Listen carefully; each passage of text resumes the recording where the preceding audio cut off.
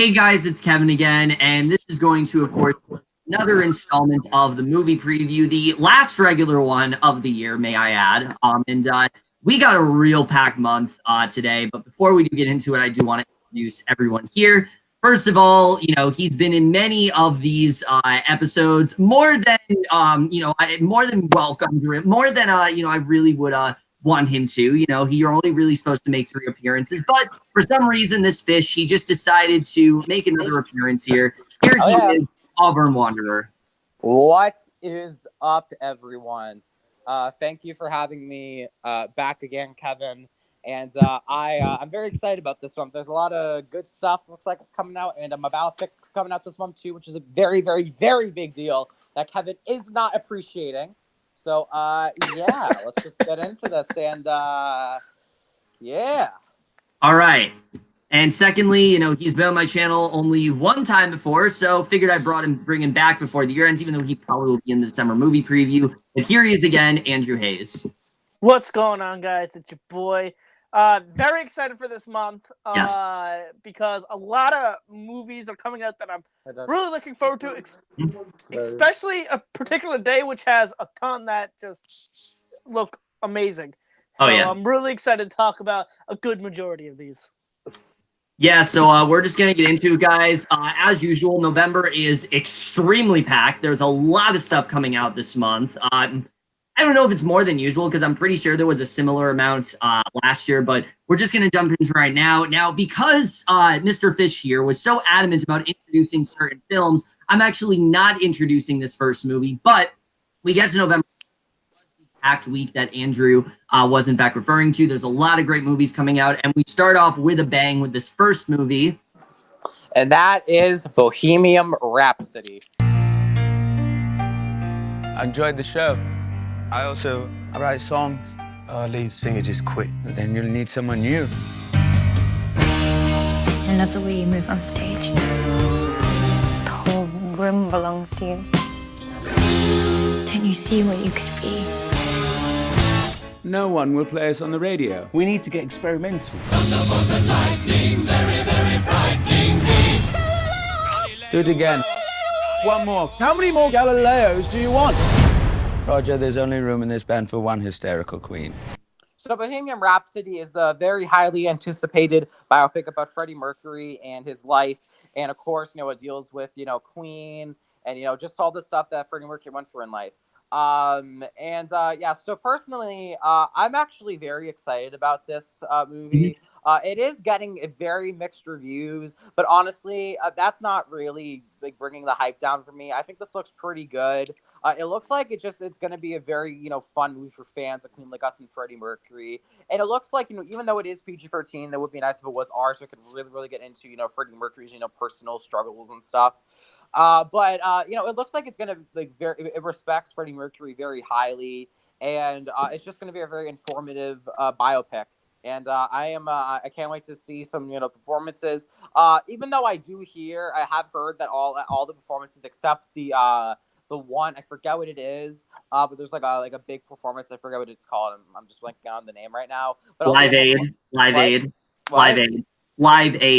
Yeah. That performance, it's like the whole thing, but all the upper performances are like just snippets of it, which is a little bit annoying. But the only real big concerns I have about this movie is all the production problems. Obviously, Ryan Singer, just acting like a freaking fool on set and stuff, and changing directors, and that's one of my that's probably my biggest concern. I'm just trying. Hopefully, it's not all that awkward tonal wise, because I don't know how much footage they did keep from the Bryan Singer footage, but besides that, my only other big concern is I listened to the soundtrack, and I'm just I don't know if this is real or not. I thought they were gonna do this, but I wasn't really crazy about it. But during the live performances, is it just going to be Rami Malek lip syncing? It's from what I understand, it is not Rami Malek singing any of the music. Which in their defense, Freddie Mercury has one of the most iconic voices. So yeah. So I don't know. I just replicate that's a tall task. It definitely is for sure. But a lot of these biopics, they end up doing that, and they're not doing this one. Yeah, so I was just like wondering about that because like I personally would just I would prefer though just to like have singing because we can make this character more of his own. But besides that, I'm really looking forward to it. I know that he recorded some singing for it. I don't know what the deal with this because he has mentioned that he was just like so nervous to have Queen watch him perform. Yeah, I heard about that. Yeah. I only listen to the Live Aid stuff on the soundtrack because I've always wanted to listen to like the audio of that. I haven't listened to like any of the other like new mixes and stuff, so I'll have to look and see. So yeah, I mean the soundtrack's like 2 hours, so it's like nuts. But besides that, I'm still looking forward to it very much. I think Rami Malek is going to be fantastic in it. I heard he's fantastic. He looks the part great, and everyone else looks pretty good and stuff. So this is definitely a film that I think is going to be just a lot of fun. So I'm definitely I'm planning on seeing this opening weekend in IMAX. So it's going to be very good time. So that's a lot to say about Bohemian Rhapsody. Bohemian Rhapsody is a film I've been looking forward to for a long time now. I was looking forward to it even before the trailers came out, and I think this looks really great. I am a huge Queen fan, especially recently. I've been listening to a lot of Queen stuff, and they're one of those bands where they're really, I think suffice to say, but there really isn't a single dud in there. Every single song from them, I think, is like an instant classic. But yeah, I'm very excited to see how this turns out. I'm hearing it's more of a Freddie Mercury biopic than it is of Queen, which I guess would make sense since, Freddie Mercury is definitely... Well, Kevin, it is a Freddie Mercury biopic. It's not a Queen biopic. It's a Freddie Mercury biopic. It's just called Bohemian Rhapsody because it's like the most famous song of all time. Yeah. So it's much more about Freddie Mercury, which I'm very excited to see. Rami Malek looks like he's going to give the performance of his career. I'm very happy to see he is really starting to break out as an actor. Obviously, he's had Mr. Robot, but other than that, he really hasn't had much of anything that big. So I'm happy to see that he's really getting his name out there. Of course, it being PG-13, sure, that is a little bit annoying because maybe they could have dived a little bit deeper into some stuff, but I'm still excited to see how it does turn out. I think it's going to be a very fun movie at best. I think this could be a really good biopic getting into, who Freddie Mercury was, all that kind of stuff. There's a lot of stuff that I am not exactly, there's a lot of stuff that I'm not entirely, sure about. Not entirely, there's not a lot of, let me redo that. There's a lot of stuff that I am not exactly familiar with when it comes to Freddie Mercury. So I'm very excited. And again, obviously I know about, him being homosexual and his plight and things like that. But there's a lot of stuff that I don't know about the band and Freddie Mercury. And I'm very excited in delving into that a little bit more. But yes, I am definitely very excited for it. Like I said, the month really does start off with a bang. I'm hoping this really doesn't disappoint. I'm hoping we have at least a very solid biopic on our hands. Yeah, very excited for this. All right. This is actually my most anticipated for the rest of the fall season. So I am highly anticipated this. I'm a huge fan of Queen. They're one of my favorite bands, and Freddie Mercury is just one of my favorite, just musicians of all time. Definitely my favorite male singer of all time. So just a lot of anticipation going into this movie for that reasons. The mixed reactions really don't scare me. Reactions never really worried me about anything. I never really took them to heart because I gotta find out myself because I never know how a movie could affect me. I could hate this movie. I could love this movie. I could agree with the critics and saying it's meh. I don't know, but I'm hoping that we get a good movie, and I think we will get a very good movie with this still because I'm still very excited for this. I've been a Queen fan my whole life, and the one movie like biopic that I've always said I've wanted was a Freddie Mercury one, and to finally get it is pretty amazing, and I just can't wait to see Rami Malek in this. I have watched the first season of Mr. Robot, and he's really good in that, but I haven't seen too much with him in it. So I'm very excited to see him in that aspect, and from what I hear, he is absolutely phenomenal in this role. So I can't wait just to see him in this and everybody else. Really, I simply can't wait for this movie. It's my most anticipated for the rest of the season, and it's glad it's coming in a week. So, of course, I'm sure many of you are excited for Bohemian Rhapsody. It does come out on November 2nd. Switching gears entirely, though, we have a movie that is very hyped to a movie that has really no hype behind it at all, that unfortunately I am stuck introducing, and that is everyone's most anticipated film, The Nutcracker and the Four Realms. No, it's a Disney's Nutcracker in the Four Realms. Oh, yeah. Yeah, Kevin, get it right. You gotta stick that Disney word in front of everything, but Merry Christmas, Clara. Godfather. Your gift this year will be something you'll never forget. Most people don't realize there are troubled realms within our world.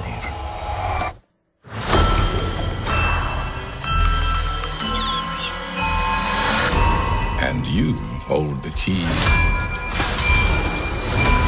to their secrets.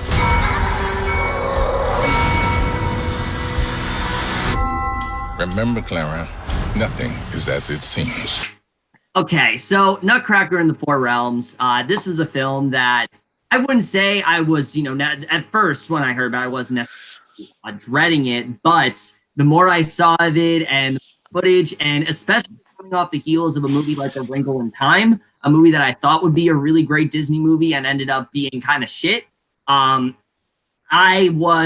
really do not have much confidence in this film at all. I mean, just between the visuals, which looks which most of it to me is ripped out of the Alice in Wonderland films, which you guys know how much I don't hate the second one, but the first one I fucking hate so much. I think it's one of the worst like live action remakes that Disney has done. And it very much does remind me of that. The visual style is really not good at all. And then when you couple that, coupled with Keira Knightley's voice, I don't know what the hell she's doing here, but that's really annoying as well. The story looks really uninteresting.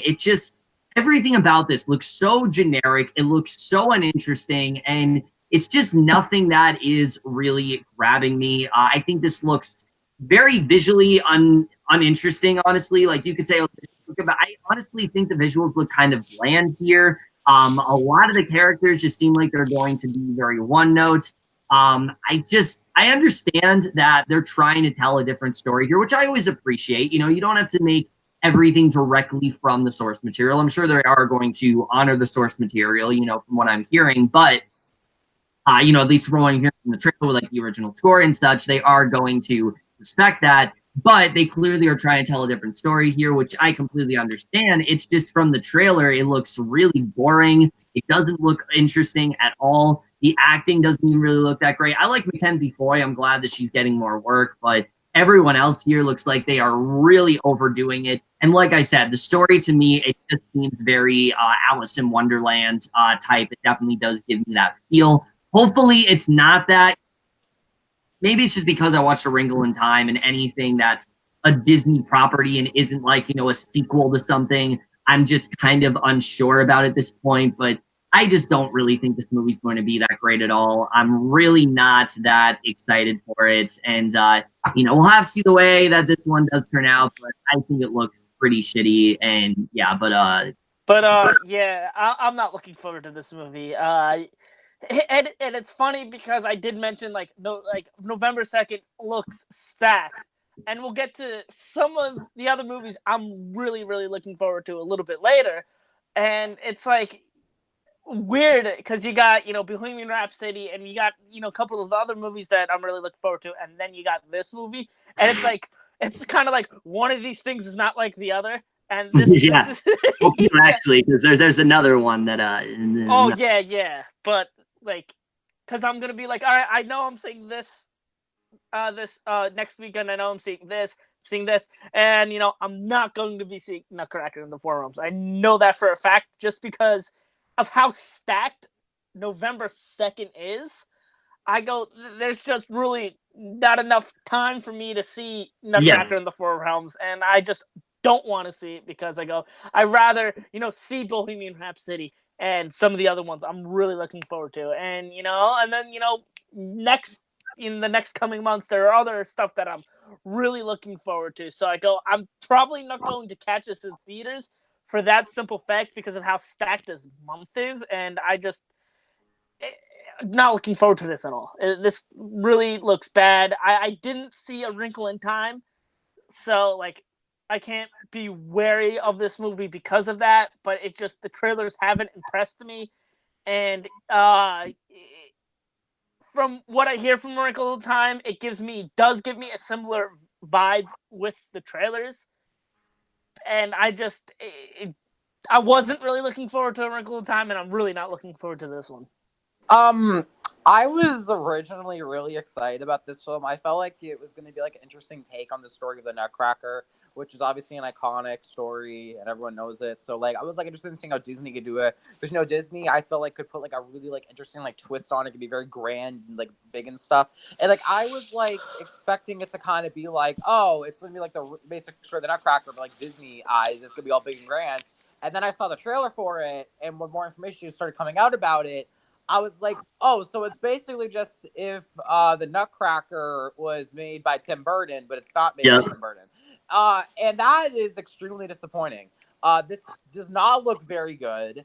Like Kevin said, the visuals are not very good, which is very surprising for me. The story of this caliber, and just the fact that like Disney, it seems like they aren't really like even like putting much of like any like weight onto this, like financially and stuff. And like this is like besides Mary Poppins Returns, it's supposed to be like their big movie of like the holiday season. And I really just haven't really heard much of anything about this movie, to be honest. And I'm just very disappointed in the way that this film looks so far. I will still see it since I am interested in seeing how Disney can make the story and put their own kind of spin on it. But besides that, I'm not really looking forward to this all that much, honestly. I don't think it's going to be very good. I'd like to go. I will try to go in as open-minded as possible, but it's not really looking too good. So yeah. I actually didn't really like think of Alice in Wonderland when watching the trailer the few times I have seen it, but now that you guys mention it, it totally makes sense. Yeah, like the reason why it reminds me personally of Alice in Wonderland is because the Nutcracker has like so many like big like figures and like designs and like big like set pieces. Yeah, and like obviously like that's not obviously very reminiscent of Alice in Wonderland, but just the CGI and just like the animation looks so much like Alice in Wonderland. And let's just preface this that Alice in Wonderland's CGI is not good, so this doesn't look very good either. Yeah, so if you are one of the few people that is looking forward to the Four Realms, because I'm sure there is someone out there for sure. There has to be. Out on November 2nd. It's a film, go see it, whatever. Now we get to the stuff that I actually really care about. In fact, this is the film that I'm looking forward to the most this month, but unfortunately, because of certain choices that a certain individual made, I do not have the liberty of introducing this one. Unfortunately, shut the fuck up, Kevin. Yeah, like I said this before.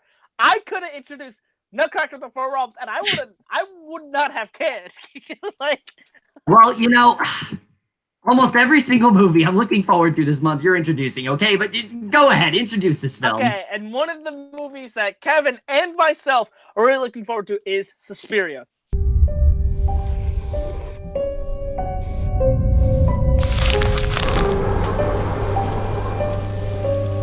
When you dance the dance of another, you make yourself in the image of its creator.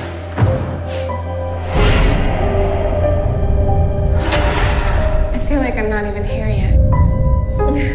Madame Blank's incredible. 1, 2, 3. The way she transmits her work. You have to decide, what is it you want to be for this company? There's more in that building than what you can see, Doctor.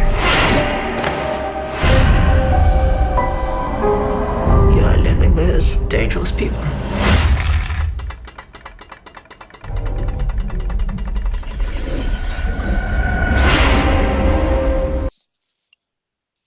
Now, this is a remake, actually, of, I believe, 1977. I haven't seen the original, but despite that, I am very excited for this. This is something I'm highly anticipating because there have been 2 trailers that have been released. I believe, and both of them I thought were incredible. The trailers were chilling, very creepy, very haunting, and I can't wait to see what we get with this movie. I pretty much know nothing about the plot, and that's, I think, is what adds to my intrigue, because I'm looking at the trailers and I go, all right, something huge is going on here, and I need to know what it is. I really need to find out. And then, a week ago, 2 weeks ago, I don't really remember when this news came out, but Tilda Swinton's playing multiple characters, and that just adds to my excitement. And it's fantastic. And I know Tilda Swinton's gonna kill it. The director, Luca Guadagnino. Yeah, I think is how you pronounce it. He did do Call Me by Your Name. Call Me by Your Name. I shut up. I wasn't the biggest fan of that, but you could totally see that. Yeah, it was a good film for some people. Wasn't the best for me, but I was very interested to see how he could handle this, because this is something very different than Call Me by Your Name, and I can't wait for this movie. All right, so Suspiria, I'm very excited about this film. Now, I've not seen Dario Argento's original, but I've heard that I would really like it, so I definitely got to see it before this. This is more, I heard of like a retelling of like this. Obviously, it's a remake still, but like to be like specific as how like Luca wants it to be called, it's more of like a retelling in his own like version of it. It's just like his own like little like spin on it. And that sounds really like intriguing, because I think he's a great director. Call Me by Your Name, I think, is a great film. And I'm just very interested. This is also very different from that film, so I'm very interested in seeing how this is. I saw bits, and I haven't seen a full trailer, so I saw bits of the second trailer, and it looks very like very stylized and very like intense. And it's very like eerie, and I love like the difference in like color palette from like the original. Like the original has like obviously very like bold primary colors, and this has like a more like subdued kind of look to it. It's very different, and it's very like unique for this the story. So I'm really interested in seeing this. The cast is fantastic. Dakota Johnson, Tilda Swinton, like everyone, I think looks great, and they fit the parts. So I'm very, very excited for this film, and I definitely will be seeing it the first week that it's out. So I definitely got to see the Dario Argento's original first, and then hopefully I got to see this. And it's also I think like 40 minutes longer than the original. Yeah. So I'm very interested in seeing like what is new there story wise, and what's exactly like different about this version. Like very like what's like the most different part about it. So yeah, that's why I'm looking forward to this. Yeah, I know, I already touched upon how I'm excited for this before, but I am so hyped for Suspiria. This is easily my most anticipated of the entire month. Even before the trailers were released, I was really excited for this. Suspiria, the original, is, I think, one of the most creative and different horror films out there. It's one of the true horror films that really did scare me. It got all the hairs in the back of my neck stuck up. I was so like on the edge of my seat throughout the whole thing. But the thing that's interesting about Suspiria is that it is fairly simple until the third act. If you haven't seen the movie, we don't find out what's going on until like the last like 15 or 20 minutes. So what I think this remake or retelling is going to do is that, well, originally what I thought is that this was going to expand the story. It was going to get us into more of what was going on. We were going to get more of a look inside, everything that's happening in the film. And I was very excited to see how that's going to be. Now I'm hearing this is a completely different film altogether, which makes me even more excited to see it. Luca Guadagnino, I do think, is very talented. I really enjoyed Calling by Your Name a lot. Didn't like it as much as most people, but I still really did like it a lot. I definitely did see the talent in him as a director, and I'm very excited to see what he does here. As Auburn touched upon, the difference in color scheme is immediately something that struck me. The original is very sort of vibrant and has a lot of like neon colors and stuff, and this one is much more toned down in that way, and I think it's a really cool idea. I'm very interested in seeing how that aesthetic plays a role here. The cast here is so stacked. Dakota Johnson, Tilda Swinton, Mia Goth, Chloe Grace Moretz, and we have the original actors from Suspiria also on board here. So if that doesn't give you confidence in the film, I don't know what else will. Oh, really? I didn't even know that. Yeah. Jessica Harper plays like a supporting role in this. But I am very excited to see the way this turns out. The trailers they don't reveal a lot. They do a very good job of not telling you a lot of what's going on in this film, but it does enough to get me very intrigued, also very frightened.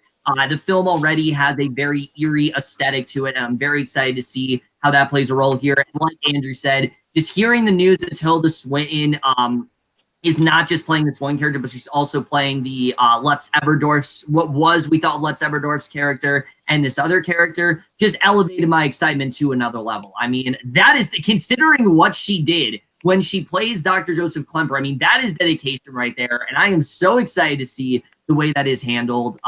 I'm honestly not worried about the runtime at all. I know a lot of people said, oh, why is the movie so long? But like I said, I think that's all that's going to do is going to expand the story in a way that the original just wasn't able to do. But yeah, I am, if you can't tell, I am so hyped for Suspiria. This is, like I said, easily my most anticipated of the month. I think this looks like a terrifying, but also a very different kind of horror film. And I'm very excited to see what Guadagnino is doing here. I think he is really starting to establish himself as one of the most innovative directors out there, and I'm very excited to see how this one was put off. So hyped for this one. But if you are looking forward to Suspiria, which I know there are a lot of people out there, it does come out on November 2nd. It has already, I think it's already come out in like some major cities and things like that. But like I said, very excited for this one. Now, like, once again, we switch gears entirely. We get to another film that I just don't give a shit about, and Auburn here is going to introduce this masterful film. By the way, I just wanted to say quickly that Marcus Morris did a 3-pointer with 27 seconds left. Let's go, my boy! To put us up by 3, so I just want to say that's pretty big deal. Unfortunately, I have to introduce my least anticipated film for the rest of the year, Nobody's Fool. I need a job. Why don't you just work here? Oh, that's what's up. Yeah, that is so dope. Where it say sex, what you want me to put right there? What you want to put? Plenty.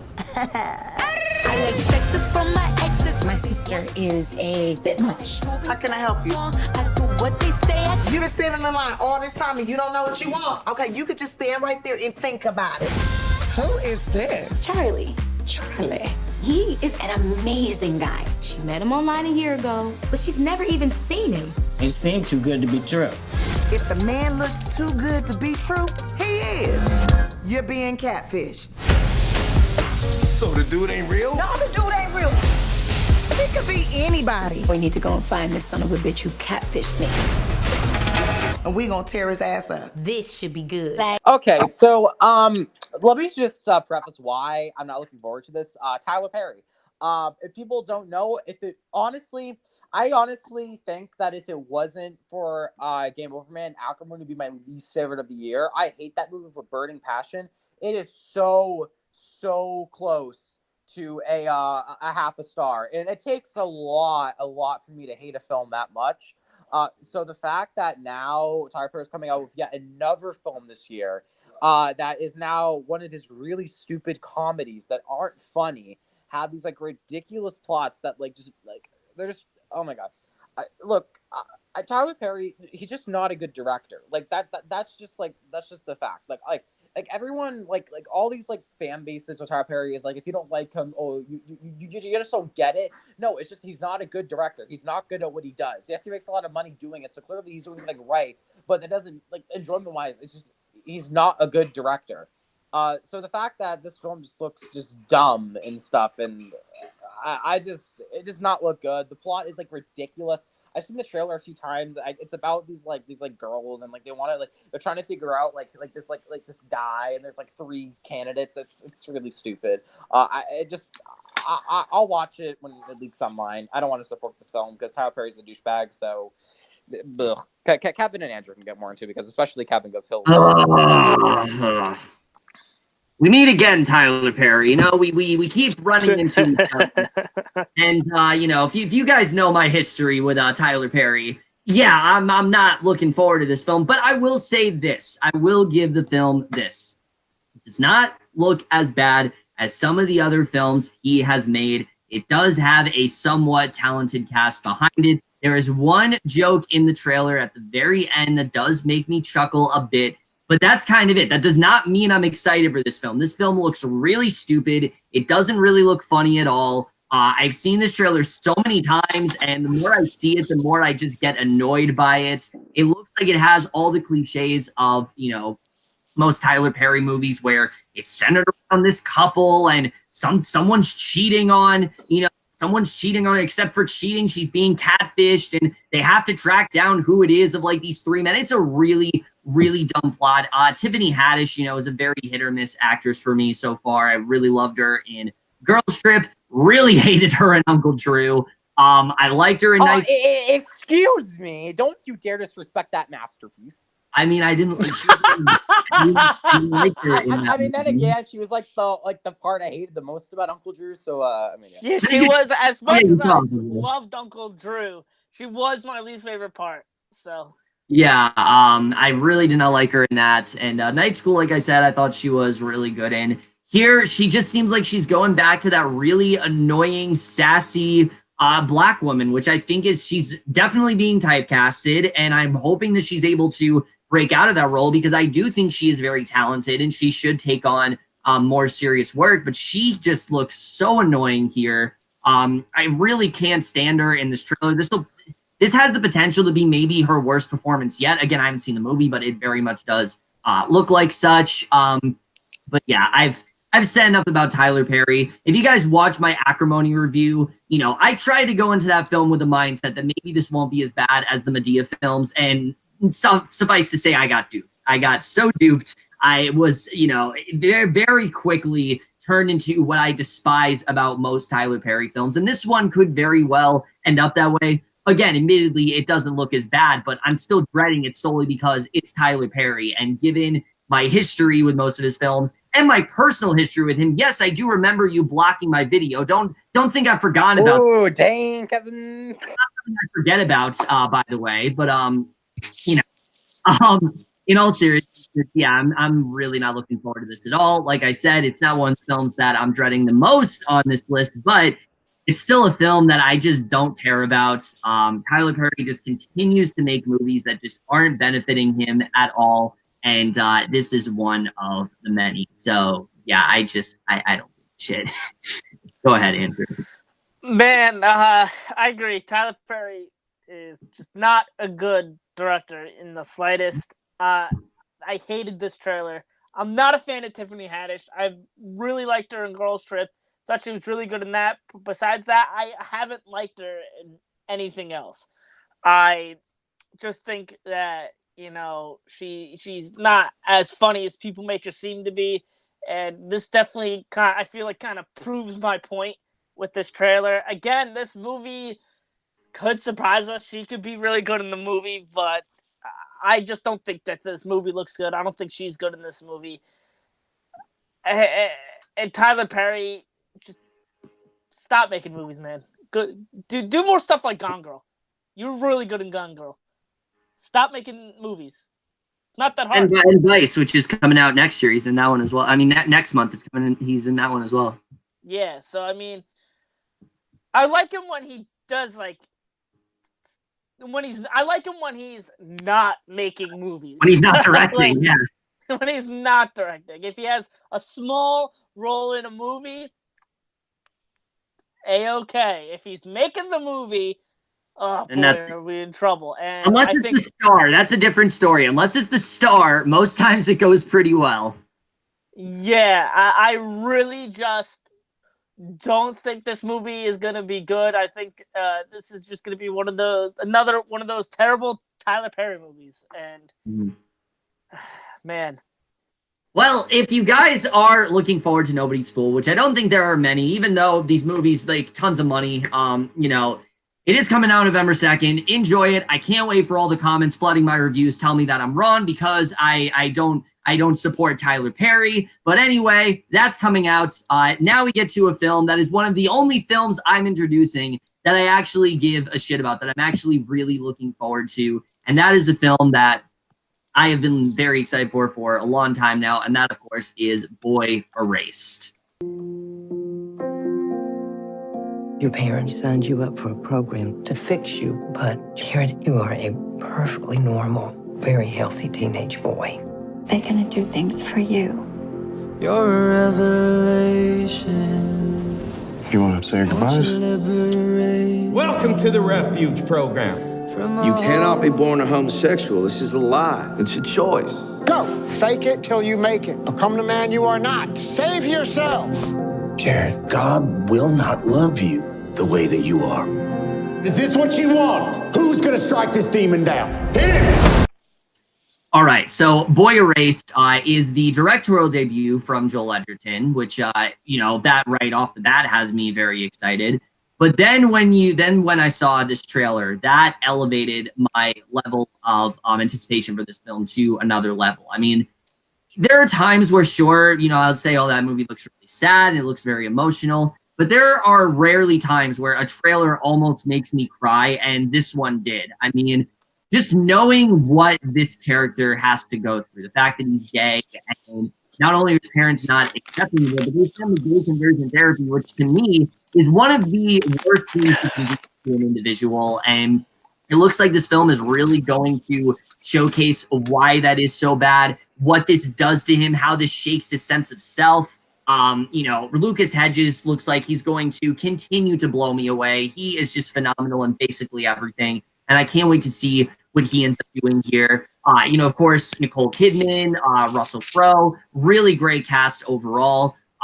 There's just so much potential for this film. I don't really want to say a ton about it, but I think this looks absolutely incredible. I am really hoping that this doesn't let me down at all. It looks like it's going to be a very sensitive film. Obviously it's around a sensitive subject, but it looks like it's going to be a film with a lot of sensitivity and a lot of clarity as well. And I am very excited.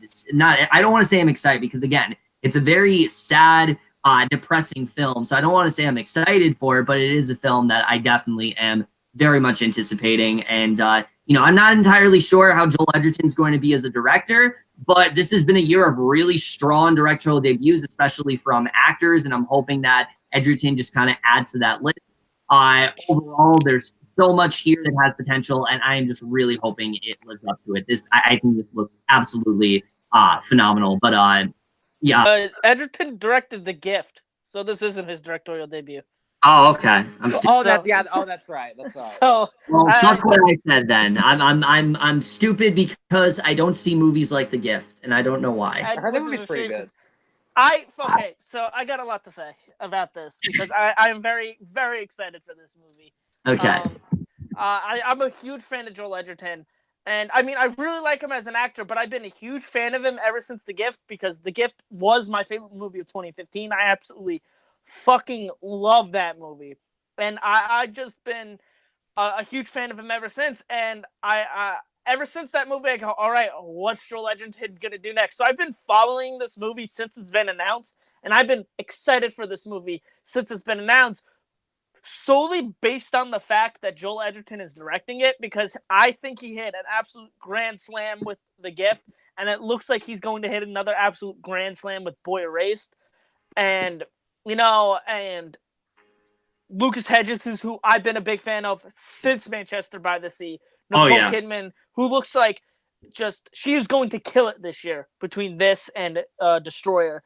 And Russell Crowe, who is another big fan of Russell Crowe. And then the trailer looks absolutely this movie just looks absolutely emotional, and the acting just looks absolutely fantastic across the board. And the one thing that I always think I go to in the movie, and I recall from the trailer especially, is when Joel Edgerton is saying to Lucas Hedges, is why are you angry, and he goes you're angry because I'm angry because you're making me angry. And that just looks like that's a powerful moment in itself. And it just looks like just the tip of the iceberg of what we're going to get with this movie. I can't wait for this movie. I really hope this turns out to be as great as I think it's going to be. Go ahead, Auburn.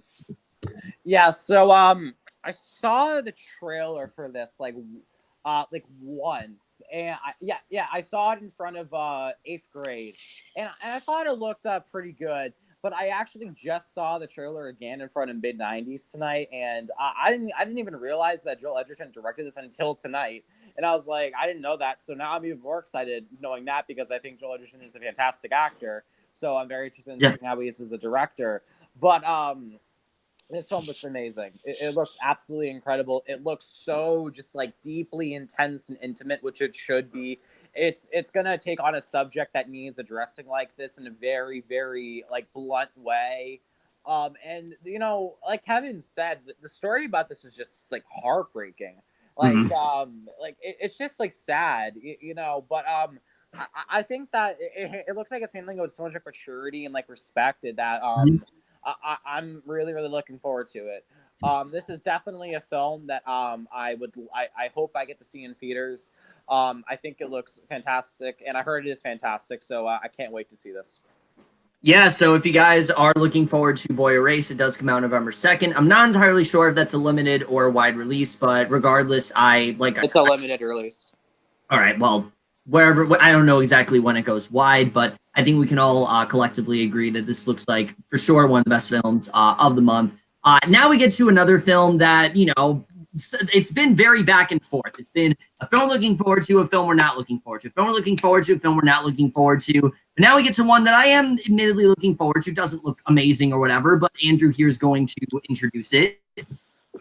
All right, that movie is A Private War. Ladies and gentlemen, Foreign Correspondent of the Year, Marie Colvin.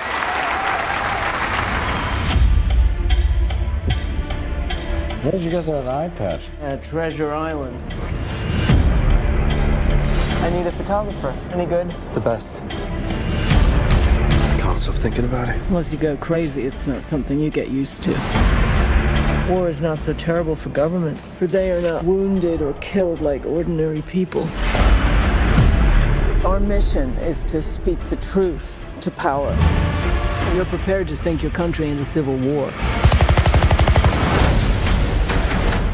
What happened? They've opened fire on journalists. If the government catches you, they'll kill you. Now, A Private War, I actually remember seeing the trailer like once, and I kind of forgot about it up until I had to watch the trailers for this, the movie preview, and I watched it again, and I go, I remember this, and I gotta admit, I kind of like the trailer. Does it look amazing? No, but I think it certainly has the potential to be a solid film. Is it something that I'm necessarily hyped for? No, not really. Like I said, the trailer was, I think, like pretty good, but it necessarily didn't give me any excitement towards the film. I don't really know a whole lot about this film other than Rosamund Pike is in it, and so is Stanley Tucci, and that it's based off a true story. That's really all I know about this movie, but I certainly think that it has the potential to be good. But I guess we'll just have to wait and see. I have never heard of this movie, to be honest, but I just looked up the plot on IMDb, and it doesn't really sound that interesting to me. I'm usually not really into these type of, like, you know, political films that, you know, deal with, like, you know, like personal, like, crises and stuff like that. I mean, like, I find this type of stuff interesting, but it's not like something I'm gonna like die to see. Rosamund Pike is a great actress, so that's like that's like a reason why I would see it. But besides that, I think it just sounds like I can't say if I think it looks okay or not. But I just think it's like sounds like just something I'll be like I'll see, and then I'll kind of like brush it off afterwards. So that's all I have to say. Yeah, pretty much what Caden said. It's kind of a combination of what Caden and Andrew said. I do think this looks really good. But considering everything else that's coming out, it doesn't look like anything like, oh, I gotta go see A Private War. I'm really hyped for it. It does look like a really interesting story, though, of this woman that is very fearless. You know, she basically tries to, she's, this war correspondent, and she'll do whatever she can to try to get her point across. That's why she gets like the eye patch in the trailer and things like that. So I do think it does look very effective from that side, but similar to what Auburn said, I'm not entirely, these are not my favorite kinds of films. So we'll see the way this one does turn out. Rosamund Pike is a phenomenal actress. I absolutely adored her in Hostiles earlier this year. And I'm hoping that she really does, and I'm sure she really will impress me here because she always does, impress me regardless of whatever she's in. So definitely one I'm interested in, but not one I'm like hyped out of my mind for. I do think this looks pretty good though. If you are looking forward to A Private War, it does come out on November 2nd. It's going to expand on November 16th, so there's that one. Now we get to another one of the films that Auburn was extremely insistent on him. Here he is to introduce this film. Yes. One of my most anticipated films of definitely of the decade, The Other Side of the Wind. Jay can't afford. The Ernest Hemingway of the cinema. I just want to know what he represents. The man is infested with disciples. I'm the apostle. Just like me and God. How could you tell us apart? Patrick's new movie? The Other Side of the Wind. What's that about the movie? We don't talk about the movie. So you old guys are trying to get with it. Is that what this movie's about? Well, we don't actually know. What do we know? Jake is just making it up as he goes along. He's done it before.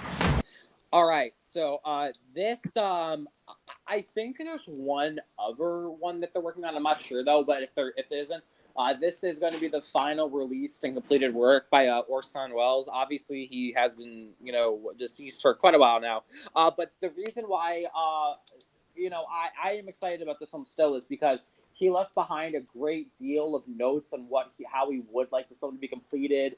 If he were to, pass away, which he obviously did. And Netflix and all the other companies they worked with, went by that, like, exactly. They didn't try to change anything. Because of that, I'm just so excited. And not just because of Orson Welles, who I think, besides, like, Alfred Hitchcock, is, like, the greatest, like, the GOAT, greatest director of all time. But it just sounds so interesting. It's about, like, basically it's about, like, a director who, just trying to think of, like, an idea of a film to make, and then he finally gets an idea of a film to make, and it's basically the movie is about a guy making a film. It's kind of like 8.5 in a way, but it's like different because it's like two different films. It's like three different films kind of. It's like it's a director making a film. It's like I believe the actual film itself, and then it's like an entirely different film or something like that. That's what I've heard though. I don't know. It just sounds like it's very like experimental in a way, just very like creative, and for a director like Wells to have started to make a project like this that is just as ambitious, because he made so many just like ambitious projects, like obviously he was a part of Citizen Kane, you got F for Fake, and then you got this. Just Orson Welles is just someone that pushed the boundaries of cinema, and I hope this film does it. I heard this film is fantastic, and a lot of people are going to be able to view it because it will be on Netflix and it will be in some theaters. I've even heard there's some 35mm prints of it that have been going around, so I would love to see that, especially because I love seeing films on 35mm and like 70mm and stuff. So yeah, I definitely will try to go see this in theaters, definitely.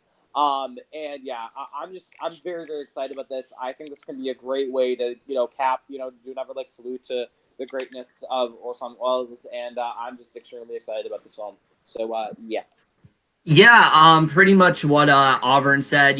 Orson Welles is one of, I think, the most impressive directors out there. I mean, he was just, his directing style was on another level. He was so careful with everything he did. He meticulously crafted pretty much all of his films, and this really does look like that one last grand hurrah to him as a director. Now, I don't know a ton about this project. I have not looked nearly as deep into it as Auburn has here, but it's definitely one that I am very excited for, solely because it is Orson Welles' last project. The trailer didn't necessarily grab me, but it is one that I am definitely excited for. I really am interested in seeing how this one does turn out. It definitely does give me a lot of 8.5 vibes, and I have yet to see 8.5, but that is one of my top Criterion films that I need to see.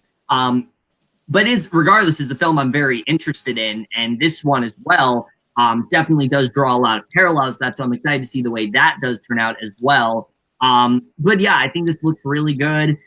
Again, there's actually a lot of Netflix films we're talking about this month, and it's because, like I said, I think Netflix actually is starting to make really good decisions, and one of their best decisions is picking this film up, a film that could have honestly become unknown, but Netflix is really bringing it to light and, you know, is getting a lot more people and giving it a much bigger audience than I think the film really ever would have. So I am very happy that they are, in fact, marketing this film. They decided to distribute it. So I am very excited to see the way this does turn out. I think this could be a, like I said, really great way to end his, you know, the legacy of Orson Welles' career. And I really do hope this turns out to be as great as it does. You know, like I said, there's so much potential there, and I am really hoping that it turns out to be as great as I think it will. So, yeah. All right. I actually didn't know about this movie until today. I didn't know this was a thing, but I'm definitely very, very interested in seeing this. I got to admit, I have not seen an Orson Welles film, but just the fact that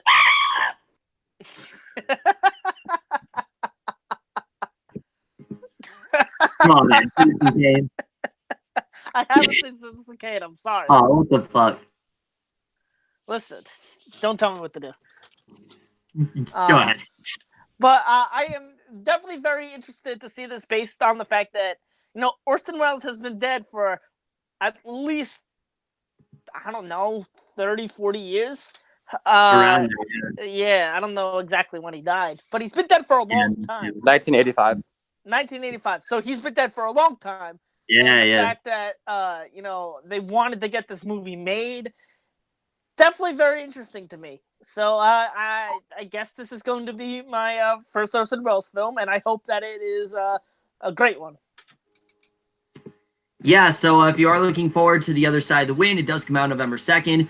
Coincidentally, we didn't talk about this, but they're also going to be releasing a documentary, I believe, about the last days of Orson Welles' life. So I don't know.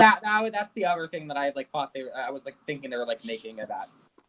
Yeah, I don't know how that's going to coincide with this film, but I think that's really cool. And like I said, I'm really hoping this film does get an audience. And now we get to yet another film on November 2nd, the last one on November 2nd. I can't believe we're still on. Yeah. Jesus Christ. But this is the last one we're talking about that goes to come out on November 2nd, and that is the YouTube Red film Bodied. Right on. You out there killing it, huh? That audience reaction, it's like heroin. So, what do? I mean, besides appropriate Black culture for your livelihood? Oh. She bodied you. Not tonight, Satan. Whenever I battle, I'm gonna get the bitch boss, and you won't get the Asian boss, because that's what the audience wants to hear. Intolerance will not be tolerated! Get woke, cocksuckers! What you gonna do? You ready for this? All right, so Bodied, I knew absolutely nothing going I knew that it was produced by Eminem, and that was kind of it. And look, this trailer reminds me a lot of a recent film I saw called The Hate You Give, which that film I thought was marketed horribly. You know, it's a much different film than it turned out to be. And this trailer very much reminded me of that, where it feels very one-sided. It's addressing a topic that I do think is important, the idea of like cultural appropriation and things like that, where you have this kid who's white and he's rapping and he's making these subtle nods to like racial things and things that I don't exactly know. Like the trailer didn't really do a good job of presenting what the movie's about, but there's a lot of protests and things like that. And look, that stuff is very important. And I do think that maybe there is a chance that maybe this film could be really good. Maybe this could be another Hate You Give. But that being said, this trailer was really not well put together at all. I was very disappointed by it. The humor especially did not work for me. I thought it really fell flat in many areas. The message looks like they are really going to shove it down your throat here. It doesn't look like it's going to be subtle about it at all. And I just don't really care about it. I do like Callum Worthy as an actor. I think he's fantastic in American Vandal. And I'm interested in seeing what he is going to do in this movie. But I just don't really think this looks that great at all. YouTube Red is not someone who is known for making great movies. However, I've heard this one is actually pretty good. But again, I will reserve my judgment until I see the final product. And that's really all I got to say about it. But go ahead, Andrew. But anyway, again, this is another movie where today I found out that this was a movie. And I started off the trailer, and it starts off with like produced by MM. I go, I remember my boy. All right, let's see. And then I watched the trailer and I go, oh man, this does not look good at all. It just, I feel like it just never grabbed me, and it feels like it really offers nothing. And I don't know. I've never seen a YouTube Red movie. The only other YouTube Red movie I know of is The Thinning, and and that stars Logan Paul of all people. Oh God. Yes. They just made the sequel to that. Oh boy. Wow. I keep seeing like ads for like The Thinning and then whatever the title is. But anyway, so I don't know. I feel like just being on YouTube Red just has no weight to it, because like what has YouTube Red released that's good? You really don't really hear Cobra anything Kai. about it. Cobra Kai. I haven't seen Cobra Kai. Well, it's fantastic. You should watch it. Okay, I'll do it after I'm done watching the great show Shameless. But That's anyway. only have 4 seasons, so that's not too hard of a watch. Shut up, Kevin. But yeah, no, this I just wasn't impressed by the trailer. I don't have YouTube Red, so I'm probably not gonna see this. So well, I do. So fuck you. So Kevin is going to see it. I am probably not. So there you go. All right, Auburn. Okay, so like Kevin and Andrew said, like apparently this has got some good reviews, but the trailer was awful.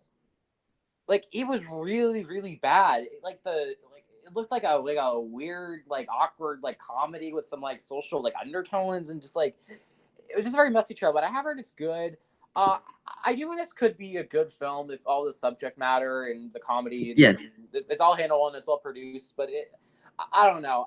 I'm just gonna kind of go into it because I will watch it because I have YouTube TV, so I'll be able to watch it for free. So like I'll just kind of go into it like an open mind, because like I don't know, I don't really think the marketing is really giving it justice. So yeah, but if the film is what the marketing seems like, it looks terrible. So yeah, that's really all I have to say. Hopefully it's well produced. Yeah, one last thing. Going back to what you said, YouTube Red marketed Cobra Kai, I think, horribly. So there is definitely a chance that this could be really good. But if you are looking forward to Bodied, it does come out on November 2nd. It's not going to be on YouTube Red, I think, until a little bit later in the month. But definitely, if you're interested in it, then check it out. Now we get to a movie that I'm sure Andrew was very interested in introducing. We're finally away from November 2nd, by the way. I know a lot of stuff coming out November 2nd. But this film does come out on November 6th, and Andrew's going to introduce it. All right. That movie is The Frontrunner. I want you to think about the opportunity that we have right here, right now. I've never known a guy more talented at untangling politics so that anyone can understand. It is a gift, and he wants to share that. And all anybody wants is for him to take a stupid photo. He will never understand that. Now, The Frontrunner, for those who don't know, my favorite actor of all time is Hugh Jackman. And so, like, anything he does, I'm instantly very excited for. It has bitten me in the ass before with Chappie, and, it really hasn't with, Logan. So, instantly, with Hugh Jackman being attached to it and it being, like, later in the year, I go, oh, maybe it's time for Hugh Jackman to get that Oscar nomination. We'll see. I don't know. But again, I was very excited for this before the trailer came. Wait, wasn't Hugh Jackman nominated for Les Mis? Yeah, no, I'm saying finally getting like another Oscar. Oh, sorry, I misheard you. Sorry. But so the trailer came out, and I actually, for those who don't know, I saw the trailer for the first time about a month ago when I reacted it with the Real Rejects. That was the first time I saw it, and Shameless plug. What? Shameless plug. Shut up. But no, and I very much enjoyed that is a big the deal, trailer. though. Like, yeah, no, and I very much enjoyed the trailer. I haven't seen a ton of Jason Reitman's films, but the ones I have seen, I really enjoyed. And just the acting in this looks really incredible. And this does look like a story that looks very interesting. I don't know a whole lot about what actually happened, And I feel like, man, maybe this is something I should know about because this is a very, very interesting story, and I can't wait to like learn about what happened, and just can't wait for this movie. This is a movie that I'm very excited for, and Hugh Jackman looks like he's going to kill it. So I had seen the trailer for this. I've seen some like TV spots, and I do know what this is about, surprisingly. And I think this looks really, really good. I think Hugh Jackman looks great here. J.K. Simmons also in this. I think he looks pretty good. And it just looks like it's going to be a very well put together film that can be very interesting and compelling. It's about like a senator, running and stuff. And I just think it looks, I think it looks really, really good. It's something that I definitely will try to see by the end of the year or whenever it comes available on digital. Not really something I'll go like run out to see in theaters, but hey, it looks good. So hopefully it turns out good. So that's all I have to say. Yeah, this one's very similar to A Private War for me. I don't think this looks absolutely amazing or anything, but I do think it does look pretty good. Hugh Jackman obviously is going to give a great performance. I mean, he's just been killing it lately. Even in things like The Greatest Showman, which isn't a great movie, he absolutely kills it in. And this as well looks like it's going to be no exception. Really great caster as well with Vera Farmiga, J.K. Simmons, Alfred Molina, Caitlin Devers in there as well. Really phenomenal cast overall. The story is kind of generic. We've seen the story done a lot of times, but I do think there is enough here where they can make it really interesting. I have not heard the greatest things about this film, but that being said, I still am very much looking forward to it. It's not one that like I'm hyped out of my mind. There's a lot more movies coming out this month that I'm looking forward to more, but it's definitely one that I am excited for sure, and hoping it does turn out good. But if you guys are looking forward to The Frontrunner, it does come out on November 6th. Really hoping that this one does turn out really good. It goes wide on Thanksgiving weekend, which we'll get to those movies a little bit later. Okay, now we go to November 9th, and not looking good at first. Not looking good really at all. This is one of those few movies that Auburn here wanted to introduce, and just go ahead. First of all, I had to introduce this since this is my goddamn biopic. So what's some goddamn... Then turn your fucking camera on. No, I'm not. So put some goddamn respect on my goddamn name, okay, motherfucker? All right, everyone. I've been waiting for this film for half the fucking decade. Remember the hell this was goddamn announced? Like around when the goddamn Lorax came out. I am very, very, very... this is my most anticipated film of all time. And yes, it is my biopic, so I am a little biased, but I am head over heels excited for it. It is time to introduce my motherfucking biopic, The Grinch.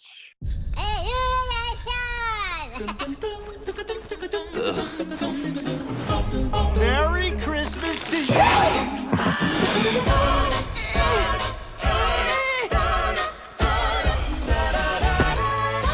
You're a mean one, mister. I'm going to steal their Christmas. You really are a he. Behold, the cookie.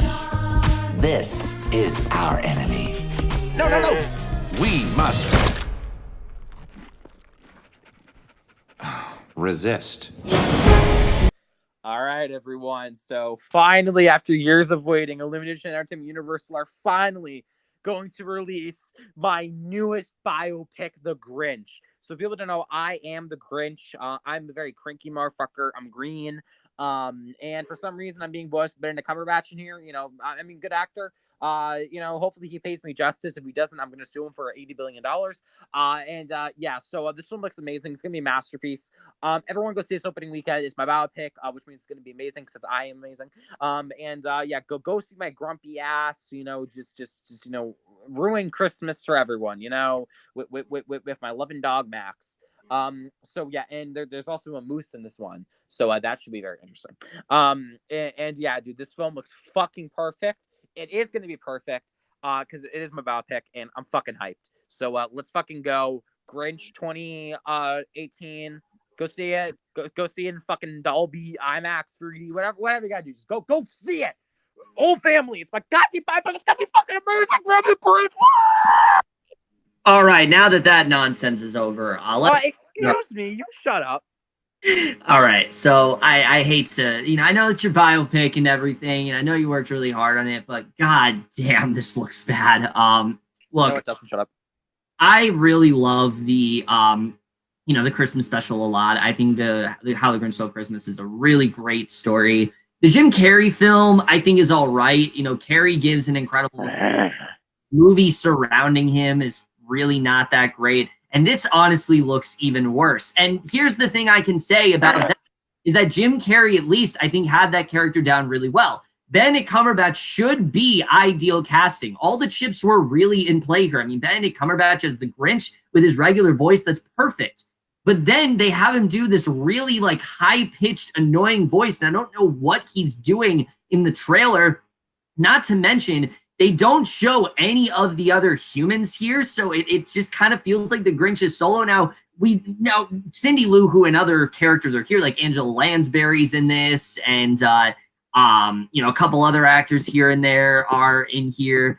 Kenan Thompson as well, but this looks really bad. The humor especially looks very LCD. There's not a single joke in the trailer that made me laugh. The animation I don't even think looks all that great. Just everything about this looks really bad. Illumination Entertainment, I have not been the most impressed with lately, and this looks like it could possibly be their worst film yet. I hate to say that, but it really could end up being that way.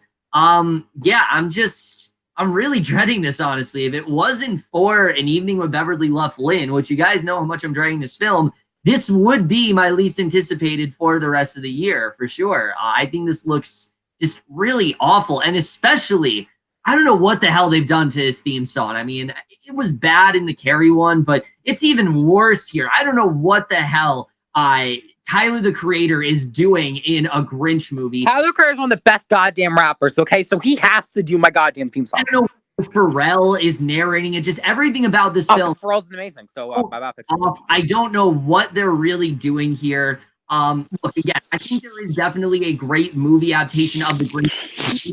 This definitely does not look like that ideal. They're all great, but we really do need. And so I'm really dreading this. And fuck you. Go ahead, Andrew. I fucking hate you now. All right, I gotta say sorry to my boy Caden because I also am not looking forward to this movie in the slightest. This movie just looks terrible. I agree 100% with everything Kevin said. This is actually my my least anticipated movie for the rest of the year.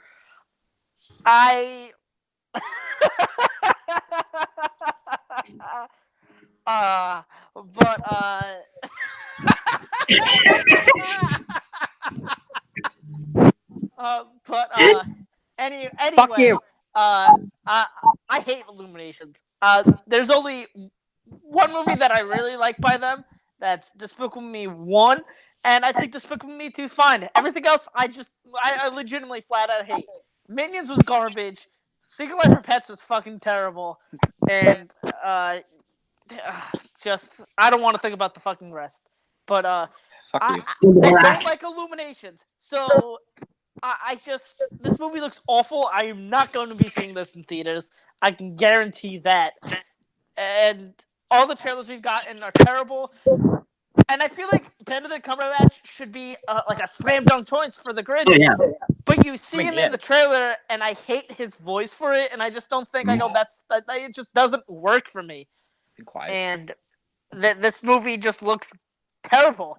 And I hate to say this because Caden is one of my good friends, and I feel like a biopic about him should be done with more justice. But this doesn't. But it has been done justice.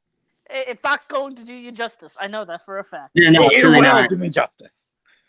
It's not. It mean it will, but okay.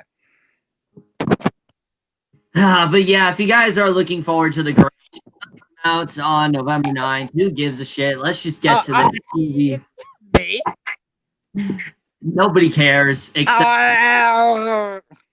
for the Grinch himself, which I mean, he's just that is not true.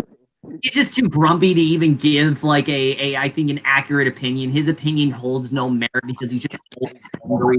But, my movie is going to be fucking masterful. It is going to win every Oscar. Oh yes, it'll be the boss baby of this year for sure. But hell yeah, bro. Definitely Yo, if it's the Boss Baby this year, we're gonna have some serious problems. Be quiet. Yeah, so now we get to the film that I actually am excited for that comes out on November 9th, that I actually am happy to introduce, and that is Overlord. Welcome to France. What happened here? Some questions don't have good answers.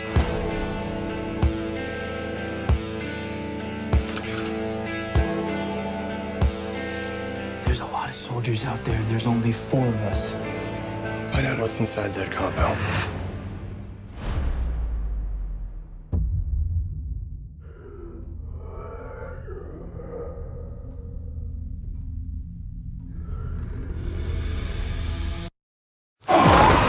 Overlord. Shut up.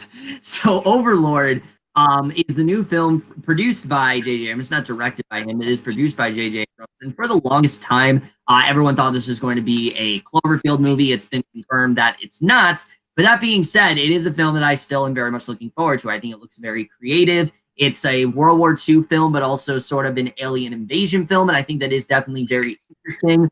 The trailer's very vague. It doesn't tell you a lot of what's going on, but that's what makes me very intrigued. I think this could be a really fun, interesting film. And I know people are tired of me saying this, but it is so great to see Ron Adipo getting more work after The Leftovers. I think he is such a phenomenal actor, and I can't wait to see what he's going to do here. You know, being in lead, I think he's really going to kill it here. Wyatt Russell is in here as well. Also, Bokeem Woodbine from Falk. So I'm really excited to see how this film does turn out. The visuals look really good. And again, despite the fact that this isn't a Cloverfield film, that's still very excited for it. And I'm hoping it doesn't let me down. So, yeah. Andrew. Okay. I just wanted to make sure I wasn't stepping over everybody, but okay. Yeah, no. It goes okay. Mutated. Okay. So, this trailer has me intrigued. I feel like I know I'm 100% being biased at this, but if it weren't for a certain song played by my favorite band of all time, I would probably get tired of this trailer due to how much I've seen it. Oh, I thought you were going to say if it wasn't for Devon Adipo being in the movie, you'd be excited for it, but I'm glad you didn't. No, I mean, AC/DC is my favorite band. Back in Black. That's not the song they play. Hell's Bells is one of my favorite songs in general. So I just thought that was awesome. It's actually funny because, I'm really good friends. Well, great friends with Diego Coya. And every time we've seen a movie together recently, that trailer plays and it goes, this trailer. And I go, no, this trailer's pretty great. And he goes, oh, that's because of the song that's not even that good playing. And I go, nah, yeah, you're right. It's because the great song is playing. But anyway, this movie has me intrigued. I'm definitely not dreading it. I'm not in particularly looking forward to it too. But I'm very interested in seeing it. And again, like all joking aside, the trailer is pretty solid. Definitely, again, intrigued me enough and got me interested to be like, I may want to check this out. I don't know if I am going to catch this in theaters. I might wait for it. But if it gets good enough reviews, I'll definitely go out and check it. Yeah, I'm really looking forward to this. I think it looks really good. I think it takes like it's gonna take like this like war, like an aspect of like a war film and like like a very like like dark subject matter and just make it a fucking zombie movie. And I just think it looks fucking nuts. It looks insane. It looks like it's going to be a very fun time. I think J.J. Abrams and, Bad Robot, they're a great production studio, and they make these, like, very, like, ambitious, film concepts. And I think this could be another one that hopefully they knock out of the park. This is definitely a film I will definitely go see in theaters, and I'm really excited for it. So, yeah. All right, so Overlord, if you're looking forward, does come out on November 9th. I promise you this one will be in theaters. It will not be direct to Netflix. God, we hope not. But now we get to the other film coming out November 9th that it's coming out, and Andrew here is going to introduce it. That movie is The Girl in the Spider's Web. I've been told you're the only person who can pull this off. Shadows are calling. Depends. What am I looking for? I realized too late that I'd created an abomination. And you want me to steal it for you? Please, help me.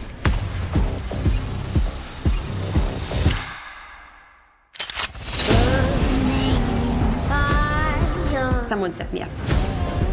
I need your help. Who's that? That's what I want to know.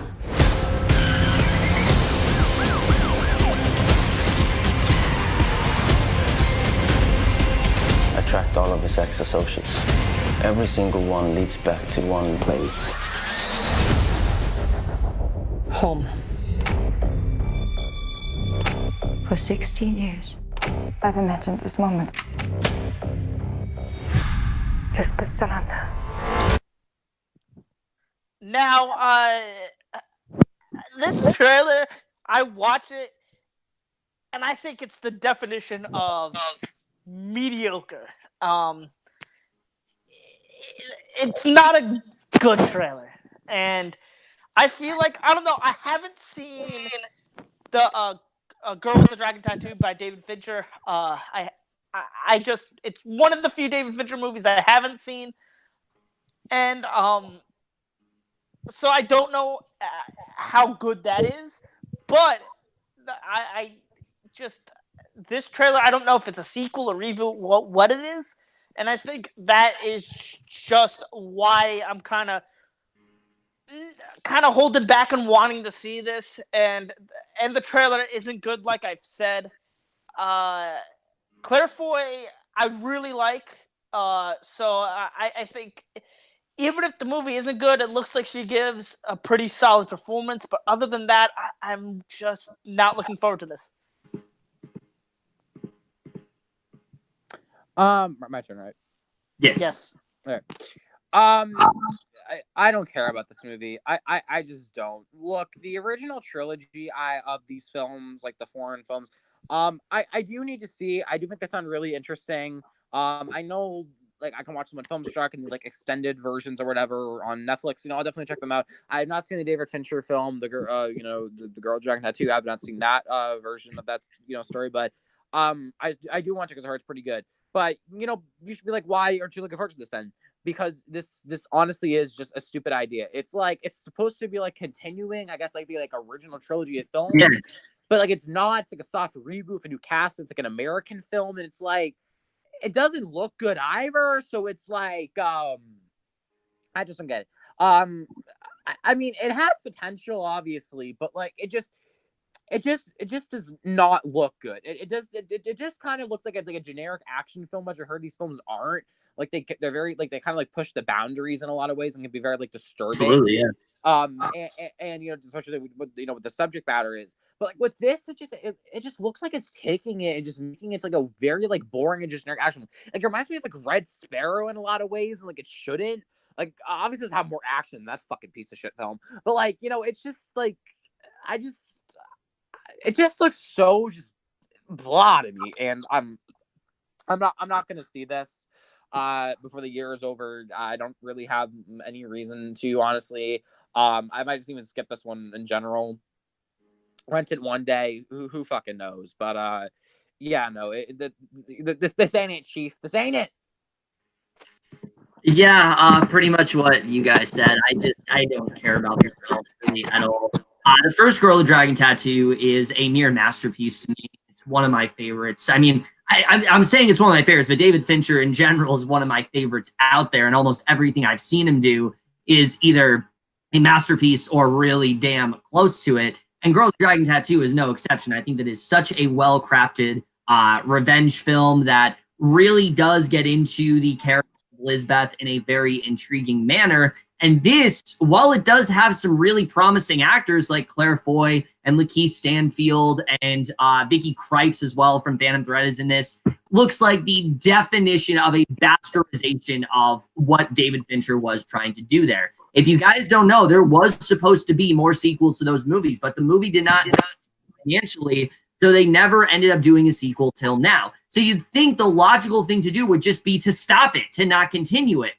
But no. They bring on some unknown director. They bring on some actors that admittedly are pretty good. Some I've never heard of, but some of I do really like a lot here. and they just bring it to a very lower standard, and that's exactly what this looks like to me. Everything about this film, it doesn't look intriguing. It looks really boring. I have no doubt that Claire Foy is going to be very good here because she's been killing it in everything lately.